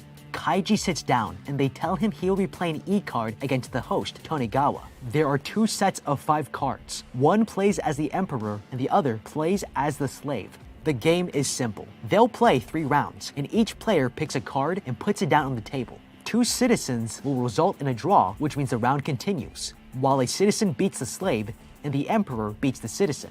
But because the slave has nothing to lose, it's the only card that can beat the Emperor. The host explains that he cannot choose his cards randomly and must look at the card and make a decision before putting it on the table. He's offered the choice to play as the Emperor or as the slave, which pays 10 to 1. He decides to take the slave, and he's put himself at a disadvantage. The slave player must go first, and Kaiji's opponent will get to see his facial expressions, so the odds of winning are extremely low. Okay, this is daunting. Tonegawa here runs his entire underground gambling empire and has watched and studied people's gambling habits and life and death situations for a long time. He has a huge advantage, and we need to find a way to remove that if this is going to be a fair game. Now, before we started, he made a point to mention that we aren't allowed to be random in our strategy, and he also said that we must look at the card before we put it down. This is a big deal because it tells us everything about his own strategy. He needs to read our expressions and body language to make his decision. Now, when the stakes are this high, trying to control or fake your micro expressions is a lot more difficult than you might think. When we are under extreme stress, our emotions tend to leak out, so I would simply pull my shirt over my head to cover my face so that I could still see the cards, but he couldn't see my expressions at all, because it's going to take away his advantage and help me win. And if the chairman here thinks it's entertaining, he might approve of the tactic. They start the game, and Kaiji here plays his first card, but without hesitation, the host plays his own, and they draw. He plays his next card, and without even looking, the host plays his. Something strange is going on, as the host doesn't even look up to analyze the kid's expressions. On the 3rd turn, Kaiji here goes for the win and puts on his slave card, hoping the host will play the Emperor, but the host can read his mind. He turns over a citizen, taking away any chances of Kaiji winning. The chairman wants to see more and gives a loan to Kaiji here so that he can continue playing, but he's warned that this time if he loses, he'll have to work underground for the rest of his life. Okay, before playing another round, we have to remember who our opponents are. These guys have bent the rules either for their own entertainment or to screw over the players. It's fair to assume that this game is stacked against you, so at this point I would be looking for any signs of cheating. I would inspect the table and the room for any cameras or sensors, as well as any noticeable markings on the cards. He might even have an earpiece, so I would ask anyone standing behind me to clear the area so they can't tell him what my cards are. But even if I didn't find anything, Tonegawa here has already dropped hints that should make us suspicious by telling us he can read our minds. If this is somehow true, he wouldn't be letting us know this. The man definitely knows how to keep every advantage a secret, so his opponent doesn't adjust his strategy. And Kaiji here is about to figure out that this wasn't a careless comment, but a calculated one. This second time around, Kaiji decides to go against expectations and play the slave on the 1st turn. But as he's about to place it, he notices his opponent isn't even looking at his own cards. The man is looking at something else. A few years ago, I started to notice that my hairline was receding. I would find a lot of hair in my towel. Entirely. When the host finally plays his hand, it's a citizen card, and in 1 turn, he's ended Kaiji's life. The kid gets dragged out, but as he reaches the elevator, he remembers the man wasn't wearing the same watch as before, and realizes it must have been what he was looking at. He was using the implanted chip in Kaiji's shoulder to monitor his physiological responses to the game. The whole thing was a setup. He's been tricked into betting his life away, but as he lays on the floor, he begins to form a plan. Asking to go to the bathroom, he meets the loan shark and tells her he's figured out how to win this time and convinces her to give him another loan. Walking back into the room, Kaiji asks for one final round and he's got the money to back it up. Tonegawa resists, but the chairman is interested and orders him to play. Okay, we still don't have the upper hand here, but we can even the playing field. This guy can track my physiological responses to each card I play, and there are 4 meters on this watch measuring heart rate, blood pressure, body temperature, and perspiration. When people are put in stressful situations, their body produces adrenaline, triggering their fight or fight response. This makes their heart beat faster and increases their blood pressure. If we want a chance at beating this man, we have to manipulate his meters by keeping our heart rates high, so we can't see any fluctuation based on my decision making. If I start taking short, rapid breaths, my pulse will get faster, creating a simulated panic response. This will throw Tonegawa off his game, giving me a better chance to win. Before they begin, Kaiji slams his head into the mirror and they think he's gone crazy, but it's all a part of his plan. He takes 3 of his citizen cards and hides them on his chair before flipping the remaining 2 left on the table. With Tonegawa distracted by the chairman, Kaiji switches a citizen card for his slave just as the man turns back around. The host checks his watch and sees his sensors going wild. Fired up, the kid slams his hand on the table, spilling blood all over his cards. The loan shark tells him to calm down, so he wipes his cards and prepares to play the game of his life. Okay, he shouldn't be calming down. He's cut himself pretty well, but his vitals might go right back to normal after a few minutes. I would want to guarantee we had a level playing field for the entire game, so I would go one step further and take one of these glass shards to cut the microchip out of my arm. They might object, but this will make it impossible for Tonegawa to cheat even after my heart rate has calmed down. He lays down his first card, and the kid's spiked heart rate is affecting his sensors. Nervous, the man isn't sure what card to choose, but when they flip their cards, the first turn ends in a draw. Kaiji confidently plays his next card when the host notices the bloodstain. He remembers that Kaiji bled on his slave and citizen cards earlier, so there's a 50% chance it's the slave. The man puts on a citizen hoping to win, but the turn ends in yet another draw.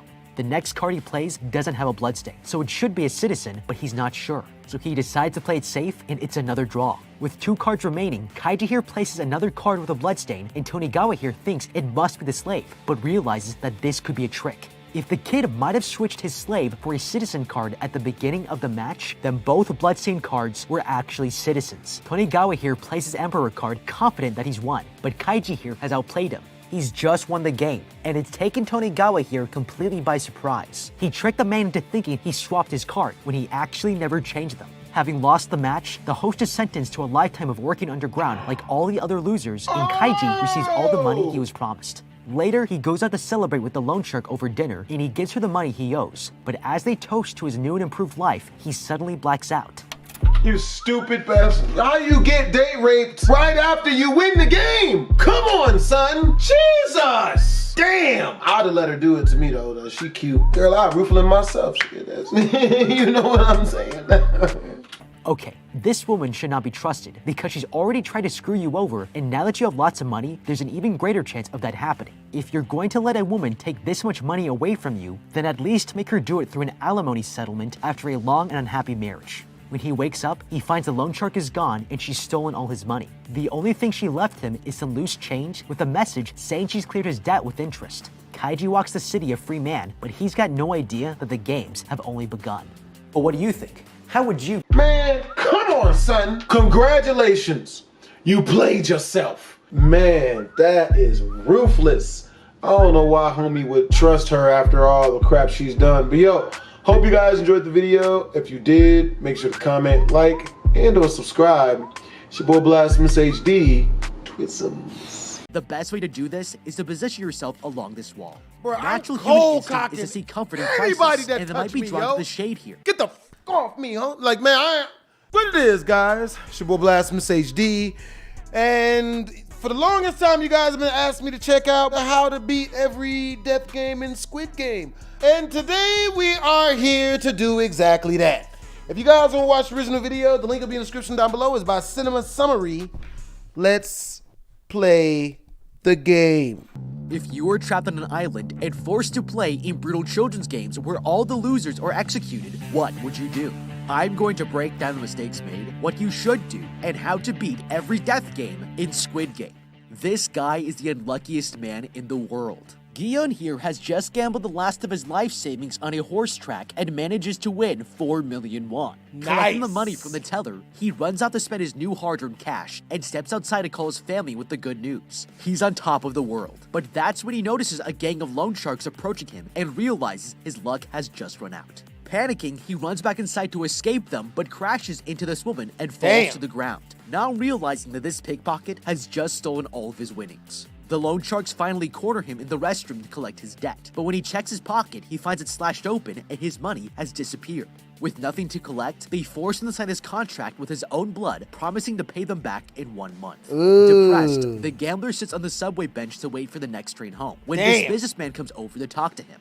He asks if Gyun here wants to play a game, and the gambler thinks he's just an annoying salesman. But then he opens his briefcase, revealing stacks of cash and 2 folded paper squares. The salesman invites him to play the Korean game Dakji, promising to give him 100,000 won every time he wins. But he'll have to pay the salesman if he loses. It's a ridiculous gamble, but with everything to gain, Gyun decides he's in.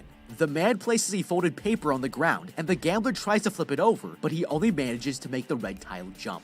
He's failed, but when the salesman takes his turn, he flips it over on the first try. Damn! Gyun tells the man he doesn't have the money to pay him, but the salesman offers to reduce his debt in return for 1 slap in the face. It's an offer he can't refuse, and desperate to win, he takes the slap to continue playing. He keeps losing each round, getting smack after smack, until finally, he throws down his tile and flips the salesman's paper over.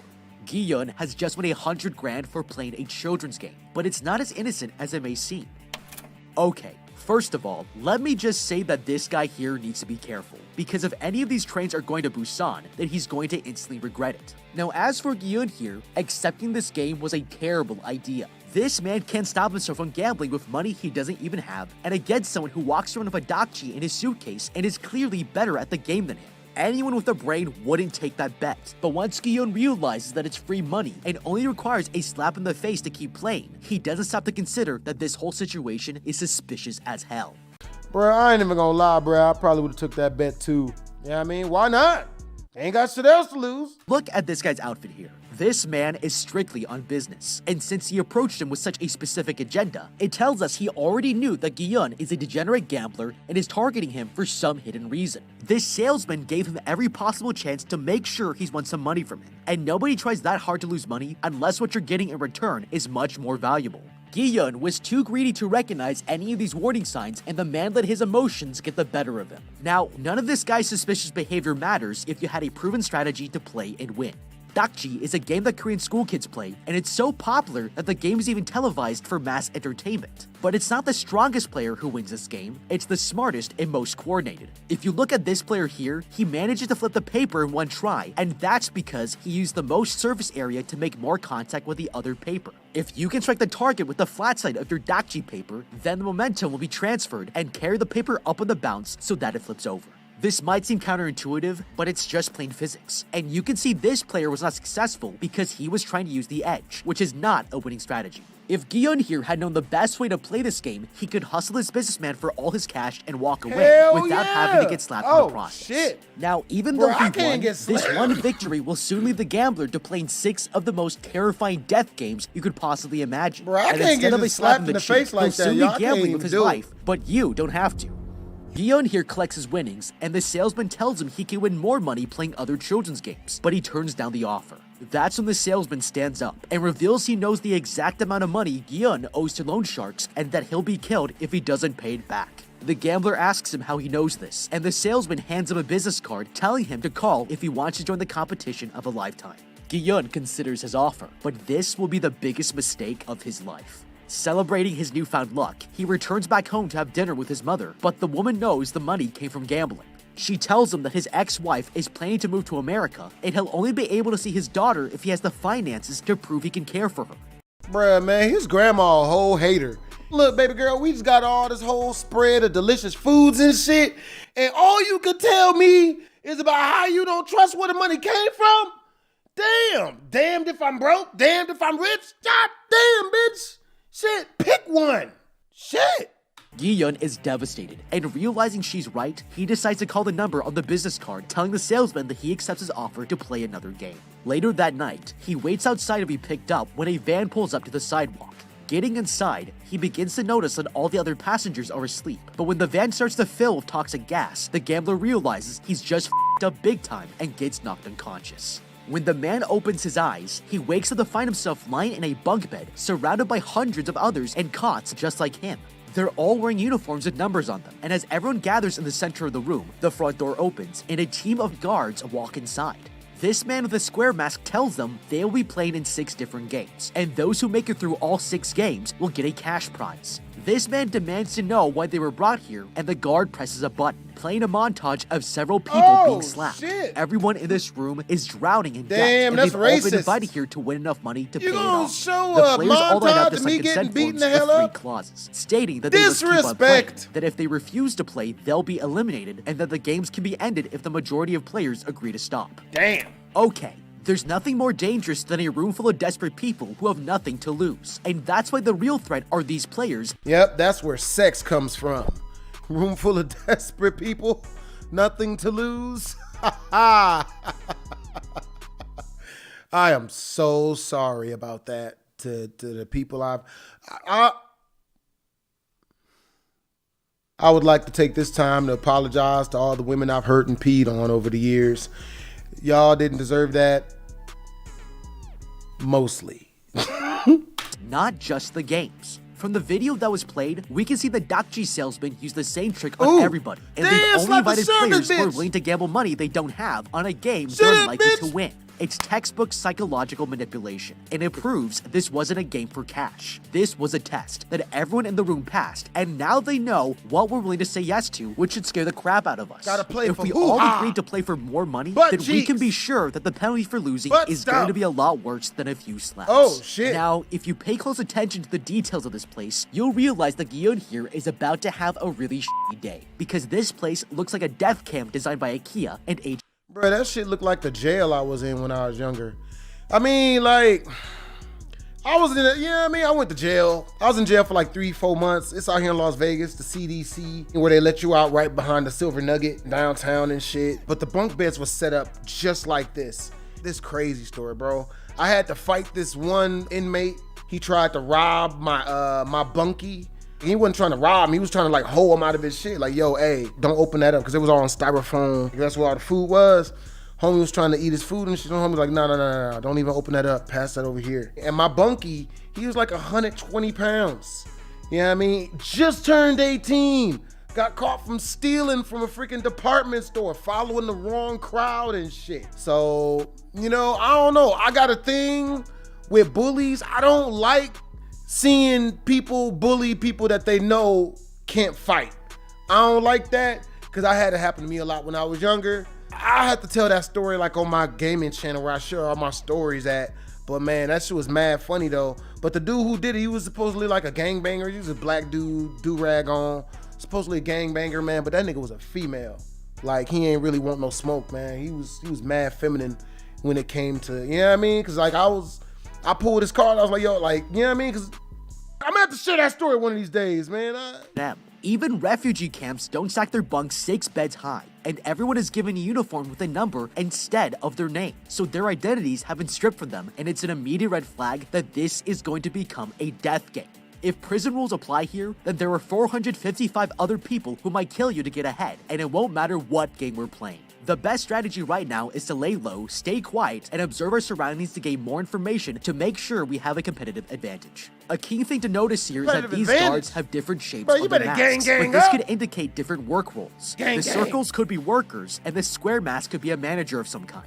That meant for Recognizing power sense. is extremely important because it helps you behave accordingly, and pissing off the wrong person just might get you killed. Don't piss now, off signing nobody this in the contract red is the jumpsuit. cherry on What top you of the talking death game here, about? because after being drugged against your will and kidnapped, this whole enterprise is completely illegal, which means Bro, the y'all niggas a contract can't booty be house. binding. This is designed That to create shit the is the illusion of booty choice house. and keep you playing, even when things start getting really f***ed up. Butt The stuff. fact that nobody here has realized this Unconsensual. contract is meaningless Nobody tells us wants they are it. prepared for what's about to happen next. After being processed, they're all taken to Oh, their first day, entering an bruh. outdoor room with a massive clearing, and in front of them is a giant doll standing at the other Hell end of the no. field. Guillaume here recognizes one of the players as his childhood friend, Sang-woo, and walks up to say hello. Suddenly, the gates behind them lock shut, and the competitors are told they'll be playing the children's game, Oh, Red shit, she Light, about to Green Light. show up Players must what's up run to the under her finish dress. line while the doll looks away. She But about if to it pull looks out her back and anus catches meat. them moving, they will She about be to pull out her eliminated. cheeks. They have only 5 minutes to Show cross your the booty finish meat, line, bitch. and with that, the game begins. Show your The pussy, players bitch. start running across the field, but the doll suddenly announces Red Light before anyone expects it, and Oh, this no. player is caught completely off guard. It spots the man still trying to catch his balance, and a voice announces that he's eliminated. Suddenly, a gunshot rings out, and the player collapses to the ground, motionless. He's just been shot dead, and realizes they've been tricked into playing a death game. Everyone starts running for the exits, but the doll is detecting every movement, and bullets start flying. Yep, By there the it time is. the shooting stops, over 100 people have been murdered, and the surviving players are left frozen in fear.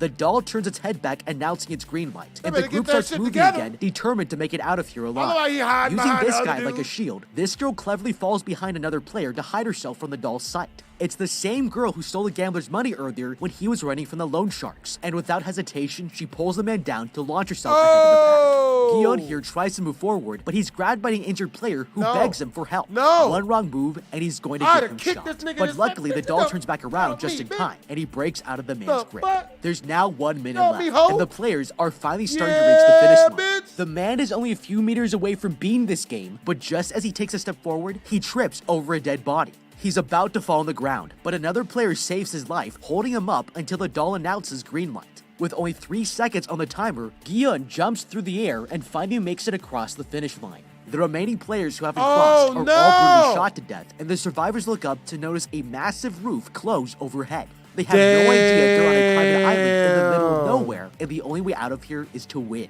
That's 1 game down, with only 5 more to go. Okay, this is the most horrifying children's game I've ever seen. But 001 here is having the time of his life because he understands something that everyone else is too scared to realize. That he gonna die in 2 weeks any damn way, man. The nigga look 98. He ain't gonna make it. He know he don't give a shit. This game isn't just about speed, it's about how much ground you can cover with enough stability to freeze at any given moment. Which is speed, technically. With this in mind, the best method here is to walk with feet flat on the ground and a wide stance so our center of gravity stays low and stable. This old man was born for this moment because he moved with a very stable gait, and it's the best example of how everyone here needs to walk if they want to make it out alive. Now, we can't afford to be frozen in shock like Guillaume here because there's a lot of ground for us to cover in a very short time. This room is designed to deceive you into thinking it's smaller than it is, but there's a trick we can use to gauge the distance so that we know how fast we need to walk to reach the finish line before the clock runs out. Taking advantage of parallax and anatomy, you can actually use your thumb to figure out the length of the field. The space between your eyes is about 1/10 the length of your arm. So if you stuck your thumb out, closing one eye after another, your thumb would appear to move 1/10 the distance as the guards are from where you're standing. You can actually try this right now by sticking your thumb out in front of you and closing one eye and then switching to the other eye to see your thumb move. If you do the math here, this trick tells us that we're at least 100 meters away. That means that this place is roughly the length of a soccer field. So if we want to make it across in 5 minutes, we can't afford to waste even 1 second. One of the biggest mistakes you can make here is looking at the doll instead of watching where you're placing your feet. It's important to remember that we aren't responding to visual cues here, we're listening for red light, green light. We can't risk tripping or accidentally losing our footing, so watching our feet helps us shut out unnecessary information so we can concentrate on stability while keeping our ears out for the signals. The next thing I would do is try to protect myself, and there's nothing more safe in a death game than finding a good old-fashioned meat shield. If we position ourselves behind another person, then it makes it much harder for the robot to detect any movement if we happen to flinch at a gunshot or react to another player dying close by. So walking behind someone is the best insurance we have to hide it. Now, the most dangerous element of this scenario is actually the other players trapped in here with us. We have to realize that we are extremely vulnerable to anyone who wants to kamikaze their way out of here. If you get pushed over, then they're taking you out with them, and it only takes one tiny movement to get you killed. So we'll need to stay far enough away from people that they can't interfere with their progress. The best way to do this is to position yourself along this wall. Bro, Natural I'm human cold instinct is to cocking seek comfort in anybody crisis, that and it might touch be me, drawn yo. to the shade here. So Get to the avoid the fuck other me, players, yo. Like, I man, would use the I- sunny side of the damn wall that. instead. This also gives us another point of stability to help us stop in time, and we can make it to the finish line without getting killed. After the game, the guards come in to congratulate the survivors on passing and announce that 255 players were killed. It's a horrifying number, and afraid for her life, this woman steps forward begging the man to let her go home. Several other players join her in protest, but that's when this massive piggy bank drops down above them and starts to fill with more cash than they've ever seen in their lives. The survivors are shocked, and the masked man tells everyone that they have an opportunity to win 45.6 billion won. But if anyone leaves, then they won't get a single penny. With that, a voting machine is set up in front of them, and they all cast their votes. But the majority of players agree to quit. The masked man tells them they can still come back if a majority agrees to compete again, and the players are sent back home. Now, it turns out that every single one of them realizes their lives outside are much worse than they remember. And Guillaume here returns to keep playing, but they're all going to instantly regret it, because this next death game is even more screwed up than the last. The vans take them to the private island, where a team of workers dress them into their uniforms, and the players finally wake up back in the same place as if they never left. Later that night, Guillaume talks of his childhood friend and suggests they team up for the next game to increase their odds of winning. The man agrees it's wise to join forces, and spotting the player who rescued him last game, the gambler insists this man join them too. That's when the old man asks if he can also be a part of their team, Hell and Guillaume no. happily accepts him into the group, but his friend is not happy he No. invited someone so old to join their team. No. The next morning, all the players are led into a new arena, and as they pour in, they find an oversized playground in front of them. A voice instructs them to line up in front of one of the 4 shapes on the walls, and their choices are a circle, triangle, star, and umbrella. That's when Sang-woo here has a flashback to his childhood and suddenly realizes what this game is, but the man doesn't tell anyone what he's just discovered. Guillaume here asks him if they should all choose the same shape, but he rejects the idea, suggesting they should split up to reduce the risk. Finally, the doors open as the announcer instructs them to take a case from the tables, and the players find a thin piece of hard sponge toffee with a shape in the middle. They'll have to use the needle to poke out the shape in 10 minutes, but if they crack it, they'll be executed. The game begins, and Guillaume here carefully starts breaking off pieces of the candy, but another player immediately cracks his honeycomb in half. Without hesitation, the guard pulls out his pistol and shoots the man dead, making him the first casualty of this game. It starts a chain reaction, as more people are executed without mercy. Guillaume is sweating from the pressure. The umbrella is the hardest shape to cut, but suddenly the man has a revelation. Seeing the beads of sweat falling onto the candy, he realizes he might be able to melt it with his saliva from the bottom because the outline of the shape is thinner than the rest of the honeycomb. He starts to lick the toffee while other players begin to follow his lead. And with 12 seconds left on the clock, Guillaume desperately breaks apart his honeycomb, perfectly removing the umbrella from the mold. Despite all odds, he's won again. That's 2 games, with 4 more to go. Okay, this might seem easy, but if you pick the wrong shape in this game, you have an extremely low chance of surviving. For those of you who are unfamiliar, this candy is known as taekwondo, and removing the shape without cracking it is a very common game that Korean vendors play with kids, which is why the players recognized it as soon as they opened their tin cans. It's made out of melted sugar and baking soda, creating a unique structure inside, which makes it hard to predict how it might crack. In fracture mechanics, this is known as strain energy, and when it releases, other microcracks start to spread, making it crumble more easily. That is exactly what makes this game so challenging, because as careful as you are, it just might make your candy crack on you without warning, and you'll be shot in the face. The more sharp angles there are in the shape, the more you are likely to break it, and that's why Guillaume here is completely screwed, because he chose an umbrella which has the most angles by far. This teammate here told everyone to split up to spread out the risk, but if you think about it, his suggestion is total bullshit. Spreading out just makes it harder for the group to work together, because they won't be facing the same problems. For this reason, I would have suggested that we all select the same shape so that whatever solutions we can find, we can all benefit from them and win. It's clear that this guy is intentionally trying to get the other players killed in order to increase the prize pool for himself, and that's cold-blooded as hell. Now, there's still a way to increase your chances of choosing the right shape without knowing what the game is. Look at how these first 2 players rush in to select a shape before anyone else. Both of them chose triangle, and when nobody's supposed to know what the game is yet, it probably means they recognize the game from their childhood. Now, this doesn't guarantee that triangle is the best choice, but given they are so sure of themselves when the stakes are life and death, it's not unreasonable to assume that someone this confident has probably figured something out. If the players were unsure of their decision, they would take more time to think about it, and if you have no idea what the game is, following their lead is going to be your best option. Now, if it just so happens that we get stuck with the worst shape possible, there's still hope here, because the rules never stated that you could only use the needle, and that opens up a lot more possibilities to win. Using your saliva is a smart move because getting it wet makes the candy softer, and you'll be able to cut the shape out without cracking it. This might seem obvious, but under a crazy amount of stress like this, it's hard to see other solutions if you're already told how you're supposed to solve them. And most of the players here were so fixated on using the needle, they didn't stop to think outside of the box. This is actually very similar to the candle problem, which was a famous psychological test in the 1950s. The subjects were given a table, a box of thumbtacks, some matches, and a candle. They were then instructed to stick the candle to the wall without letting any wax drip onto the table, but they have to come up with a solution as fast as he possibly can. What's interesting is that most of the participants didn't consider that the box itself could be used to solve the problem until their time ran out, and it had everything to do with time pressure and how the items were presented to them. We can learn from this by considering all the tools we have to work with, but none of these players realized they might be able to use the tin can here to solve their problem. Instead of licking the candy to death, they could have used the can to collect their liquids and soak the bottom of the candy way faster.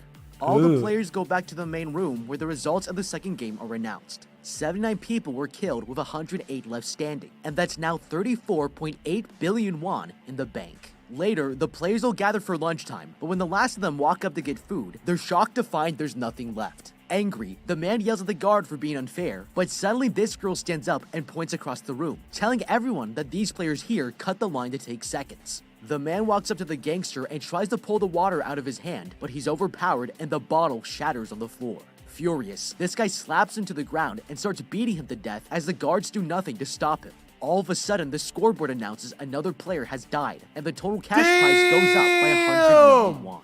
A couple of guards walk in to take the body away while everyone stares in horror, realizing that this game just got a lot more dangerous. Later, Sang-woo here tells his team to stay awake tonight in case they're attacked. The other groups are preparing for a fight, but Gyun here notices this girl across the room and recognizes her as the pickpocket who stole his money. The man approaches and invites her to join the team, but she rejects his offer, insisting no one here can be trusted. That night, they all get into their beds and nervously wait for the guards to leave the room. Once the lights are turned off, several people slowly begin to leave their cots, searching for an easy kill. Suddenly, this player panics as the thug grabs her and stabs the woman to death. This one murder causes a chain reaction, and all the other players begin killing each other for every cash. man for themselves, Gyun and his team bitch. try to defend themselves, but that's when they hear the old man begging everyone to stop fighting. And when the lights turn back on, the guards run into the room, putting a stop to the madness. Okay, this just might be scarier than the actual game so far.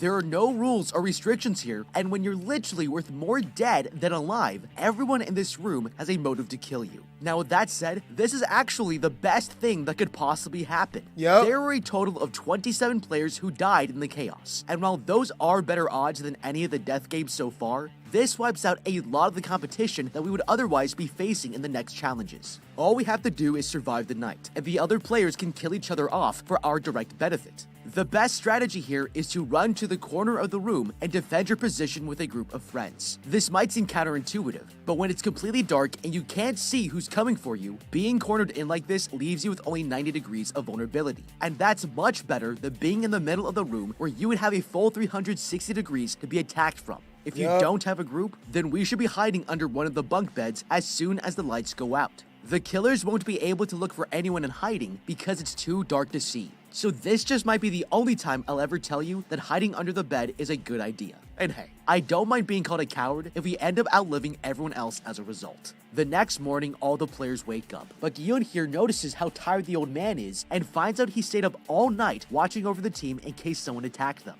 He's exhausted, but there's no more time to rest because the third game is about to begin. The players are led into a white room where they're told to divide themselves into groups of 10. Sang-woo here realizes that a team game could mean it's a physical challenge, and thinks they should find stronger men to join them. The group splits up to search for more players, but with time running out, they only manage to bring in the outcasts, realizing that 3 skinny women and an old man could put them at a severe disadvantage. The groups are taken into another room where they see 2 massive platforms, and they're told that today's game is tug of war. They'll need to pull on the rope until the other team falls off the platform to their deaths, and the guards draw lots to decide who will go first. When it's finally their turn, Gyun and his team stand up to see who they'll be facing, but find that their opponents are all stronger than them. They're completely outmatched, and know they won't be able to beat them with brute force. But as they ride the elevator up to the platform, the old man tells them he knows exactly how to win.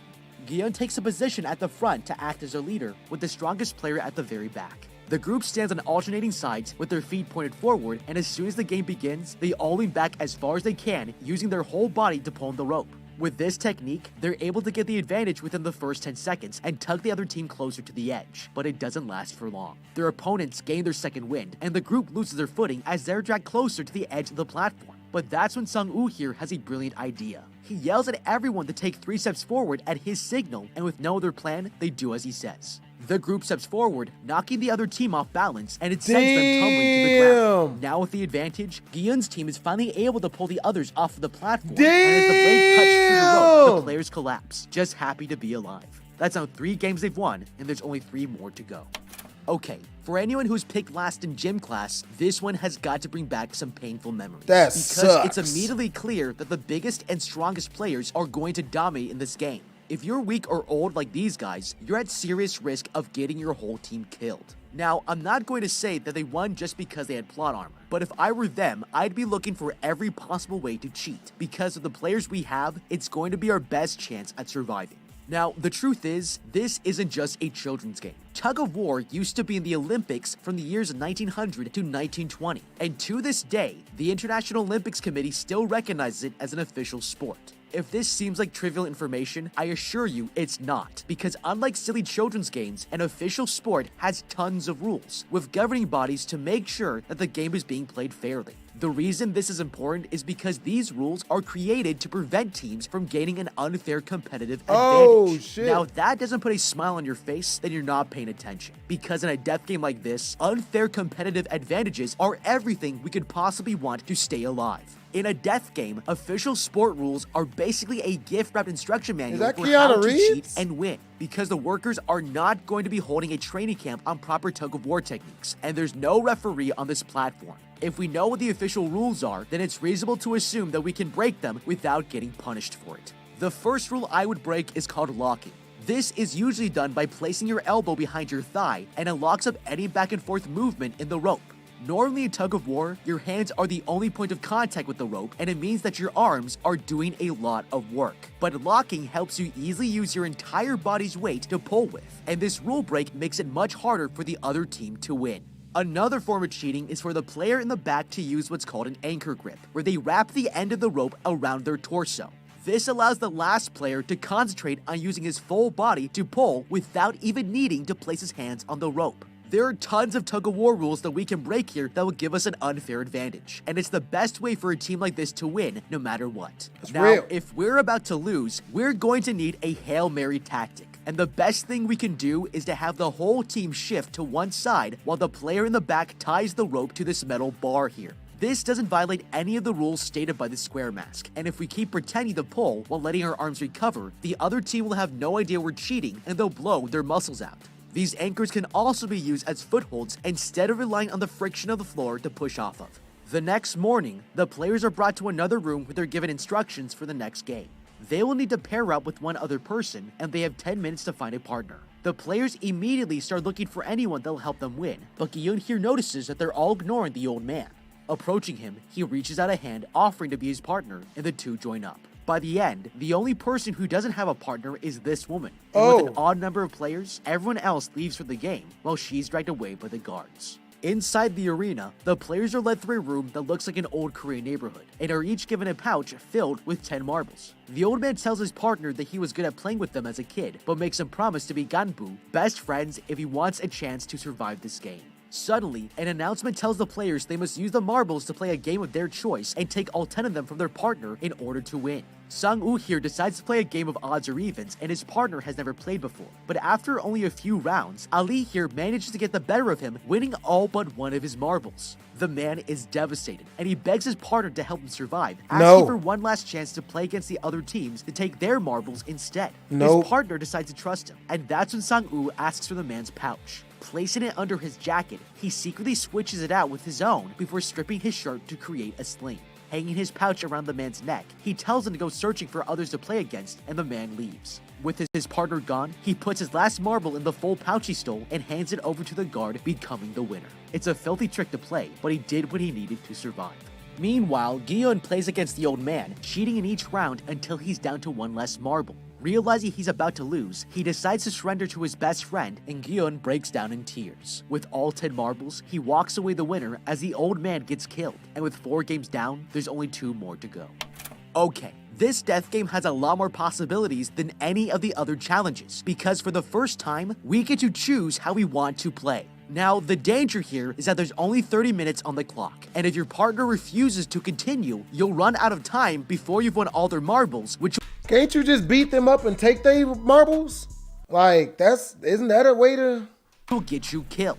Playing a single all or nothing round will solve this problem, but it's a risky strategy, because if you lose, there's no way to win your marbles back. Now, these guys here are playing the game odd or even. where your opponent guesses if the number of marbles in your hand is odd or even, and if they guess right, they get to take them.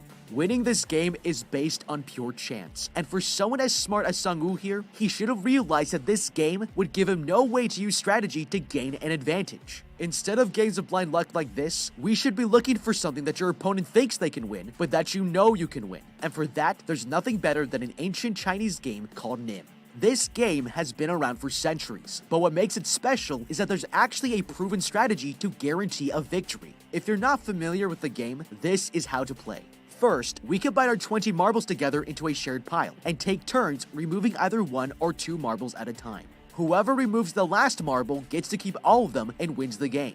It's so simple that you'd think there couldn't possibly be a strategy here. But the key to this game is to always go first, and remove exactly 2 marbles. Then, whatever they remove, you remove the opposite. For example, if they remove 2 marbles, then you remove 1. And if they remove 1 marble, then you remove 2. If we keep this going, then you're guaranteed to remove the last marble and you'll never lose. Most people don't know this mathematical trick exists, and that's why it's the perfect game to choose in this situation. Because when our victory depends on another player's cooperation, we can use Nim to trick anyone into agreeing to play, and they won't realize they've lost until it's too late. Now, it might be that there's just not enough time to waste in playing a full game of Nim, because the longer it takes your opponent to make decisions, the more he puts you at risk of getting executed. If that's the case, then we should follow this guy's dirty tactics and steal our partner's marbles. To do this, we should ask for their pouch in order to set up the game. But once they've handed them over, just go straight to the guard and declare you've met the win conditions. The other player will probably attack you in protest, but violence is not allowed in this game, and your opponent will be threatened at gunpoint if he does. Once you have his marbles, there's nothing to stop you from winning, and in a death game like this, we have to consider every tactic at our disposal if we want to stay alive. The victors return to the main room, and they're all surprised to see that this woman is still alive. She explains that since she had no one to pair with, the game let her skip the challenge, and after everything they've been through, the others are furious. The next morning, all the players wake up to a group of guards coming in with a coffin, and Gyun here realizes that one of their fellow players decided to quit during the night. Looking up, they watch as the man's life turns into cold hard cash, and that's when the PA announces that the 5th game is about to begin. Damn! The group is taken to a room with a row of mannequins wearing numbered vests, and they're told to each choose one for their next challenge. Rushing in, everyone gets their pick, but when Gyun finally steps up to choose, the only vests left for him are numbers 1 and 16. He considers taking number 1, even though that means he'll go first, but this player asks to have the number instead, and he agrees to let him take it. Finally, they're brought into the game room, and the announcer tells them they will be playing glass stepping stones. They must remove their shoes and walk over tempered glass to make it across the bridge, but if they step on a panel made from regular glass, they'll fall to their death. With 60 minutes on the clock, the first player takes off his shoes and approaches the bridge. Nervous, he jumps to the first tile and makes it, but when he moves on to the second, the man falls straight through the glass. Horrified, the other players have no choice but to continue, and more people start crossing the glass bridge. One by one, they plummet to the ground as they slowly reveal a path of stable panels for the others to follow. With the first 8 players dead, it's now the gangster's turn to lead the group, but he refuses to move on, telling the others to go before him if they want to pass. Everyone behind him starts to panic. They still have 5 panels left and are quickly running out of time. Suddenly, the gangster comes face to face with this woman and she mocks him for being a coward. Jumping onto his platform, she locks her arms around him, threatening to pull him off the ledge if he doesn't continue. But before the gangster knows it, they break through the glass panel as they both fall to their deaths. With only a handful of survivors and less than 3 minutes left, this man crouches down to inspect the panel in front of him. Sang-woo begs him to keep on moving, but he reveals that he was a glassmaker for 30 years and can tell which panels are tempered from the reflection. The man jumps forwards onto a stable panel, and they realize his theory is working. But that's when the game decides to make things more challenging, and turns off the lights so they can't tell the difference. Panicking, Sang-woo here realizes they won't be able to see the reflections anymore, but the glassmaker has one last trick up his sleeve. He asks for something to throw at the panels, explaining that tempered and regular glass make different sounds. Hyun here passes over the marble he still has, and the glassmaker tosses it in front of him. But with less than 25 seconds remaining, Sang-woo decides to take matters into his own hands. He pushes the man forward, shattering the glass into pieces, and with the path clear, they all make it to the other side. When the timer hits 0, the remaining glass panels suddenly explode, and the shards go flying through the air, injuring the 3 survivors. That's now 5 games down and 1 more to go. Okay, this glassmaker was a total badass. He could have saved all 16 players if he shared his knowledge in the beginning, but he knew that keeping his mouth shut would eliminate his competition, and it was a baller move. The only mistake he made was not waiting longer, because once he revealed his strategy, the game removed his advantage and all it took was one greedy man to kill him off. Now, having said that, this game is different from the previous challenges, because it's not a test of skill or strength. When you have no information to base your decision on, choosing the right path here makes this a game of random chance. If you look here, you'll see that there are 18 pairs of panels, so this first player has a 1 in 262,144 chance of making it across this bridge. This is basically a death game lottery with odds that I wouldn't play under any circumstances unless I found a way to cheat. By the law of averages, it's fair to assume that each player will probably step on 2 panels before dying, with 1 correct guess and 1 wrong one. That means on average, 9 players will need to die in order to cross all 18 of them. If the majority of the players are going to die, then it might be the perfect time to convince them to vote on leaving the competition. This death game is like telling someone that if they don't win the lottery, they'll get murdered, and when you put it like that, it's kind of ridiculous that the first players even attempted to play. Now, if we actually choose to play the odds, we're going to have to cheat if we want any chance of making it to the next round. I'm not an expert glassmaker like this guy here, but all I need to know is that if you throw something through a window, it's going to break. That's exactly why I would have collected these shoes here, take my jacket off, and tie a knot at the end of the sleeve. Then, place a bunch of shoes inside so that we can swing it in front of us to test if the glass will break or not. If it cracks, then I jump to the opposite panel and continue until I reach the end. If for some reason this method fails, we can also try walking on the metal bars here instead of the glass. Now this might be considered unacceptable to the game designers, but if someone doesn't try it, we'll never know if it's allowed or not. The only win condition for this challenge is to make it across the bridge, and we've already seen other games where the players are able to manipulate the rules to their advantage. If you remember in the last game, Sang-woo here tricked his teammate into giving him the marbles instead of playing for them. And when things get desperate, these are the kinds of tactics that we need to start using. If we don't test the boundaries of what's allowed in each and every game, then we might be missing out on some of the best strategies that will keep us alive for longer, and it's a terrible waste of an opportunity. Later, the players are rewarded for surviving to the final game and given the first real food they've had in days. Starving, the men dig into their steaks, realizing this could be the last meal of their lives. When they finish eating, the staff leave them with their steak knives, and by all appearances, this next game is going to be a vicious fight to the death. That night, Gi-yeon here decides to approach the girl to talk. He asks her what she'll do if she survives, and the girl reveals she wants to get her mother out of North Korea so their families can reunite. It's a touching moment, but suddenly Gi-yeon looks over and notices the other player slouching in his bed. He's fallen asleep, and the man realizes he's got the perfect opportunity to kill him. Pulling out his steak knife, he's about to step forward when the girl stops him, insisting he shouldn't play this way. He hesitates, but the man knows she's right and puts the knife away. That's when he hears the girl gasping and turns around, shocked to find her leaning over in the bed, and realizes she was injured by the flying glass in the last game. Worried, he runs over to the front door and screams at the staff to treat her wounds. To his surprise, the lights suddenly turn on as the workers enter the room carrying a coffin, but they aren't here to help. Gi-yeon looks behind him and sees Sang-woo standing over the girl's bed, and his knife is soaked in her blood. Furious, Gi-yeon goes to attack him, but a guard intervenes, shoving the player to the ground, and as he screams in fury, the coffin closes over the woman's body, leaving the final 2 players left with one last game.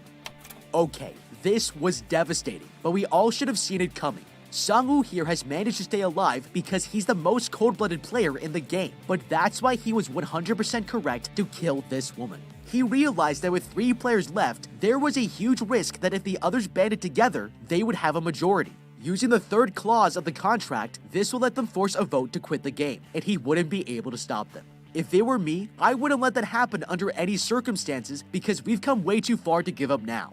That's why he took matters into his own hands before it got that far, and it was a brilliant move to make.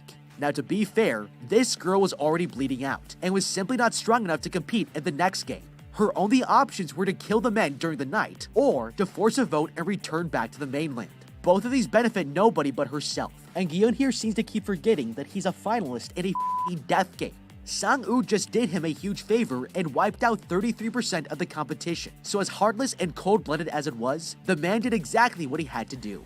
The 2 men are taken to a corridor where they're told a coin will be flipped to decide who will be defending or attacking.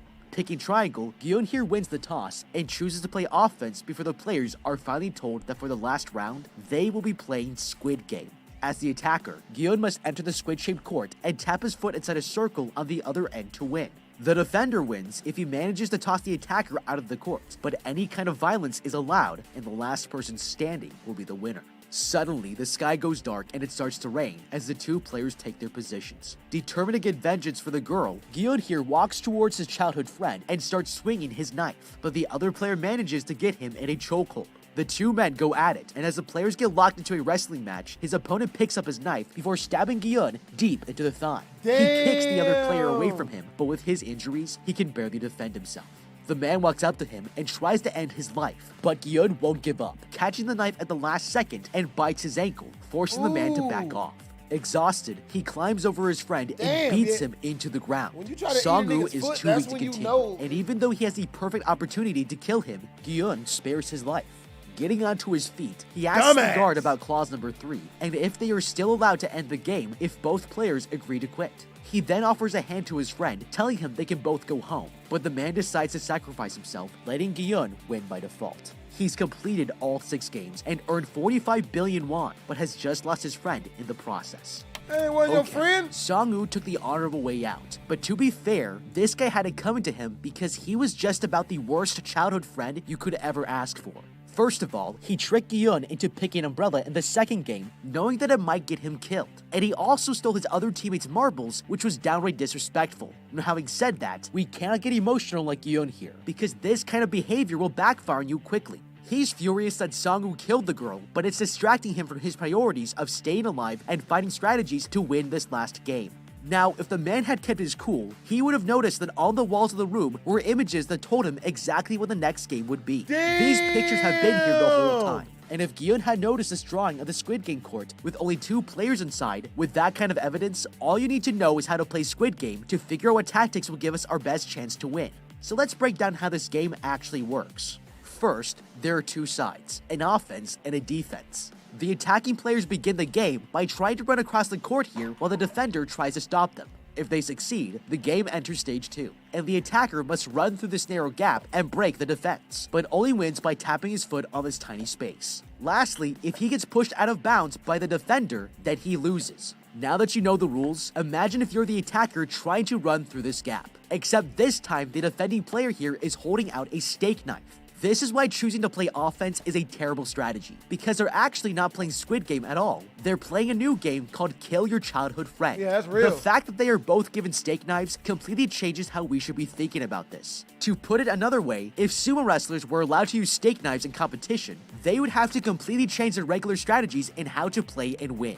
In this scenario, Gyun has to make it through this tiny opening without getting stabbed, but all Song-woo has to do is push him out of the court or kill him. Choosing the defender is going to give you a better chance to win, because the knife makes it almost impossible to enter the gap without getting seriously injured. If I were him, I would even try standing where the opponent is supposed to tap his foot. This lures the attacker closer to the edges of the court here, and we might be able to throw him out of bounds to win the game. It doesn't require nearly as much energy, agility, or endurance as the offensive player needs to have, and that's why Gi-hun made the worst possible choice. Now, this is not the only mistake that he made, because even while the game was being played, he was so caught up in gaining revenge that he completely forgot the main objective.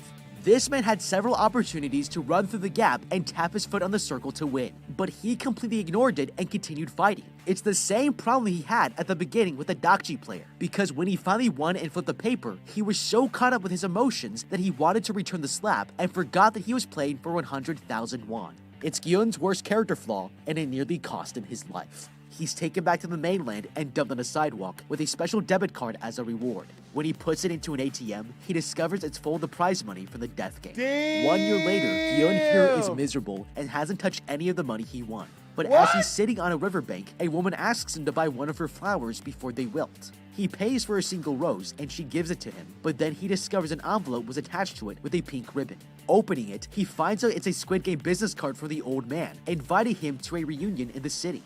Going to the address, he enters his building and is shocked to find the old man lying in a gurney. He's somehow still alive, and Gyun demands an explanation about who he is. The old man tells him he created the death games, and the only reason he joined was so that he could feel like a kid again. Gi-yeon is completely disgusted, but the old man dies before he can answer any more of his questions. Damn. Several days and one crazy haircut later, he's traveling to the airport to visit his daughter when he spots someone slapping a guy on the platform, and he realizes it's the Dakji player who gave him the business card. Damn. Furious, he runs over to the other side of the tracks to confront the man, but he's already gotten the train and left. Gi-yeon here walks up to the person he was playing with and sees he was given a card. Taking it out of his hands, he discovers it's an invitation to the death game. Later, he's about to board his plane and decides to call the number on the card. He demands to know who the kidnappers are, but the person on the other end tells him to get on board.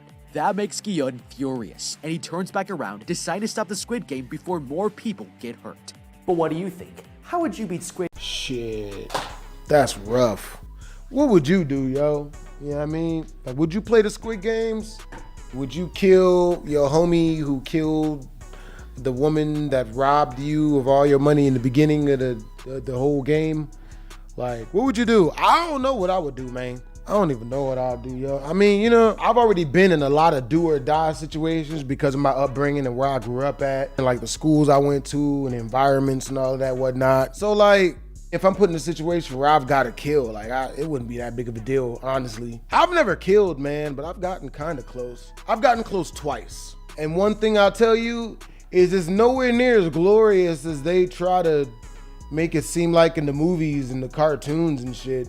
It's nowhere near that glorious, man. It don't feel good. I got into a fight with this one guy and I nearly killed him. It wasn't even Rashad, the dude who robbed my house, man. I got in this fight with this other dude. He stabbed me in the head with a knife. Where's that stab wound at? Let me see, where the hell is that stab wound at? I think it's like right here. Yeah, here it is. Yeah, I got stabbed in the head with a knife right here. It didn't go that deep, but like I nearly killed the guy because of it. We were fighting to the death over a female. Stupidest reason to fight somebody for. I was younger, so I ended up getting dude in a rear naked choke, and I have one of his arms over his head because anyone who's ever put in a good rear naked choke or knows how to do one, they know what I'm talking about. So it was like a half Nelson full naked choke, right? So I got him in that. His arm is up above his head. The one with the knife in it's up above his head, and he keeps like stabbing me in the head and shit. So I had to sink that hole in hard to get him to not stab me. Luckily enough, his range of motion of his arm, it couldn't go down because of the way the choke works. So, he keeps stabbing me in the head and whatnot, and I choke him until he blacks out. And finally, when he stopped stabbing me, I'm like, oh, okay. You finally, you done. You done? Are you done? You know what I mean? Because I wasn't really trying to kill the freaking idiot. I just wanted him to stop stabbing me. Because we fist fought before. We was fist fighting in my house over a whole female and shit. Over a disloyal asshole too. Wasn't even a good hoe. The disloyal ass, for the streets ass female, you feel me? But she was my girlfriend at the time. I didn't know, that the hoe was a hoe. I knew she was a hoe, but she was my hoe. You know what I'm saying? Y'all dudes know what I'm talking about. Females know too. So, we fist fighting and shit. Dude was like way bigger than me. He was kind of jacked and shit. Yeah, he was about damn near a foot taller than me and shit. We fighting, bruh. I don't know. I've been in a lot of fights because I used to get bullied a lot when I was a kid because I'm funny. I'm a comedian. I'm charismatic. Hood niggas don't like that shit. They don't like anything that threatens their ability to get females. So, They got mad at me because even though I ain't even getting no females, bruh. I wasn't pulling no females, but, I was funny and them niggas ain't like that. So I got into a whole lot of fights. So I'm fist fighting this dude, man, and I'm working his shit. Man, this dude was bigger than me. I'm giving him the work, right? Cleaning his clock and everything. So then homie runs into my kitchen, grabs a knife. Like he comes back and he comes at me with the knife.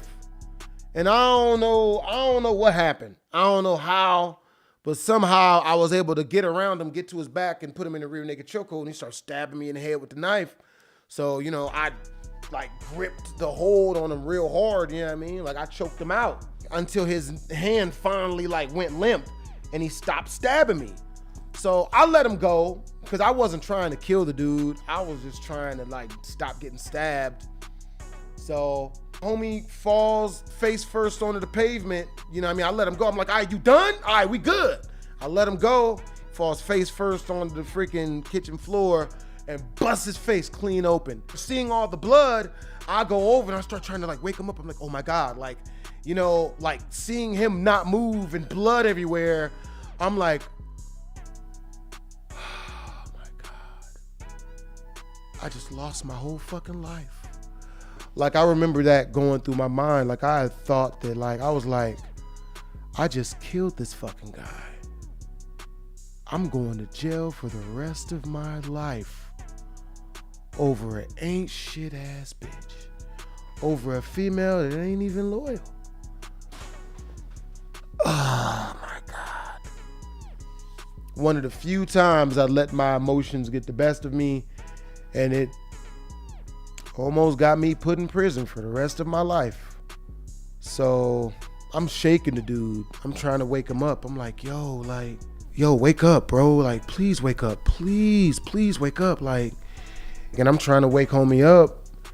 And like, he does this. He's like, and like one of his eyes open up and he just starts shaking and convulsing, just seizuring real bad and throwing up blood. And I'm still thinking homie's dying. I'm scared shitless. I'm just like, bro, I'm consoling this guy. Like, I'm just like, yo, I'm here.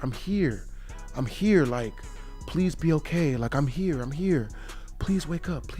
I'm here. Like, please, like, be okay. And I'm not even gonna lie, yo, like, this shit's kind of emotional for me, even just thinking about it. You know what I mean? Like, this shit's low-key emotional for me. So anyway, homie finally stops seizuring and he finally stops throwing up blood. He gets up and his eyes are as wide as fucking saucers. Now he gets up, he's like, I gotta get out of here. And he just runs for his life. Runs down the stairs and just, so I go back to my room, covered in this dude's blood, with the only person to console me was the female that I had just got done fighting to the death over, that I almost just got stabbed to death for. So for 10 days, I'm in my room with this chick, and I felt like I was dying for like 14 days, bro. 2 weeks straight, I shut myself in my room with that female and like just sat there and just felt like shit. Just felt awful. In my mind, like, I thought that like I'd almost just killed this dude. I'd almost just lost my entire life for this chick that wasn't even worth it. Well, I mean, at the time she was worth it. You know what I mean? She was cool. She was a cool female. She ain't had no problem that like any other female I be putting pipe on ain't got. You know, that was before I learned that all of these females is for the streets, at least most of them. There's like 5% who's not, but 95% of most females is. And I don't want you guys to think that that's a bad thing. I don't want anybody out there being like, oh my God, the hoes aren't loyal. Chris Brown was right. Nah. Like, nah. Just, you know, do you. Don't believe when no female tell you that she love you unconditionally. Oh, she would never do this. Oh no, that guy at my job, he's just my friend. No, that's just my play brother. No, yeah, I was flirting with that guy in front of you, but why are you so jealous? Like, you know what I mean? I got so many stories about this female. I'm probably gonna tell these stories because there's a ton of them. I would love to sit here and say both me and her was in the wrong in our little relationship, man, but nah, she wasn't shit. I was faithful to that female, bro. And just like any dude that you ask about being faithful to females will probably tell you, loving these hoes always ends nearly going to jail for life. And then the chick ends up like cheating on me anyway, like multiple times. But those are all stories. But yeah, so the moral of that story is it's not worth it. It really is not. Having him traverse the brink of death, yeah, in front of me and me knowing it was by my own hands, it felt 20 times worse than heartbreak. And I've been heartbroken before. You guys have been heartbroken before. My heart felt crushed for like 2 to 3 weeks. I couldn't eat. I damn near couldn't drink. I don't even think I went to the bathroom. I just, oh my God. Oof. Depression. Oh, shit. Ooh, easily the worst depression I ever felt. No. Second worst depression I ever felt in my life. First worst depression was going through the mind games that girl kept putting me through when she was cheating on me with other dudes. That same girl, mind you. Getting into a fight over a female, no. It's not worth it. Unless it's some life or death situation for real, it really ain't worth it. You know what I'm saying? So, with that being said, hope you guys enjoyed the video. If you did, make sure to comment, like, and or subscribe. It's your boy BlastphamousHD. Twiz ass.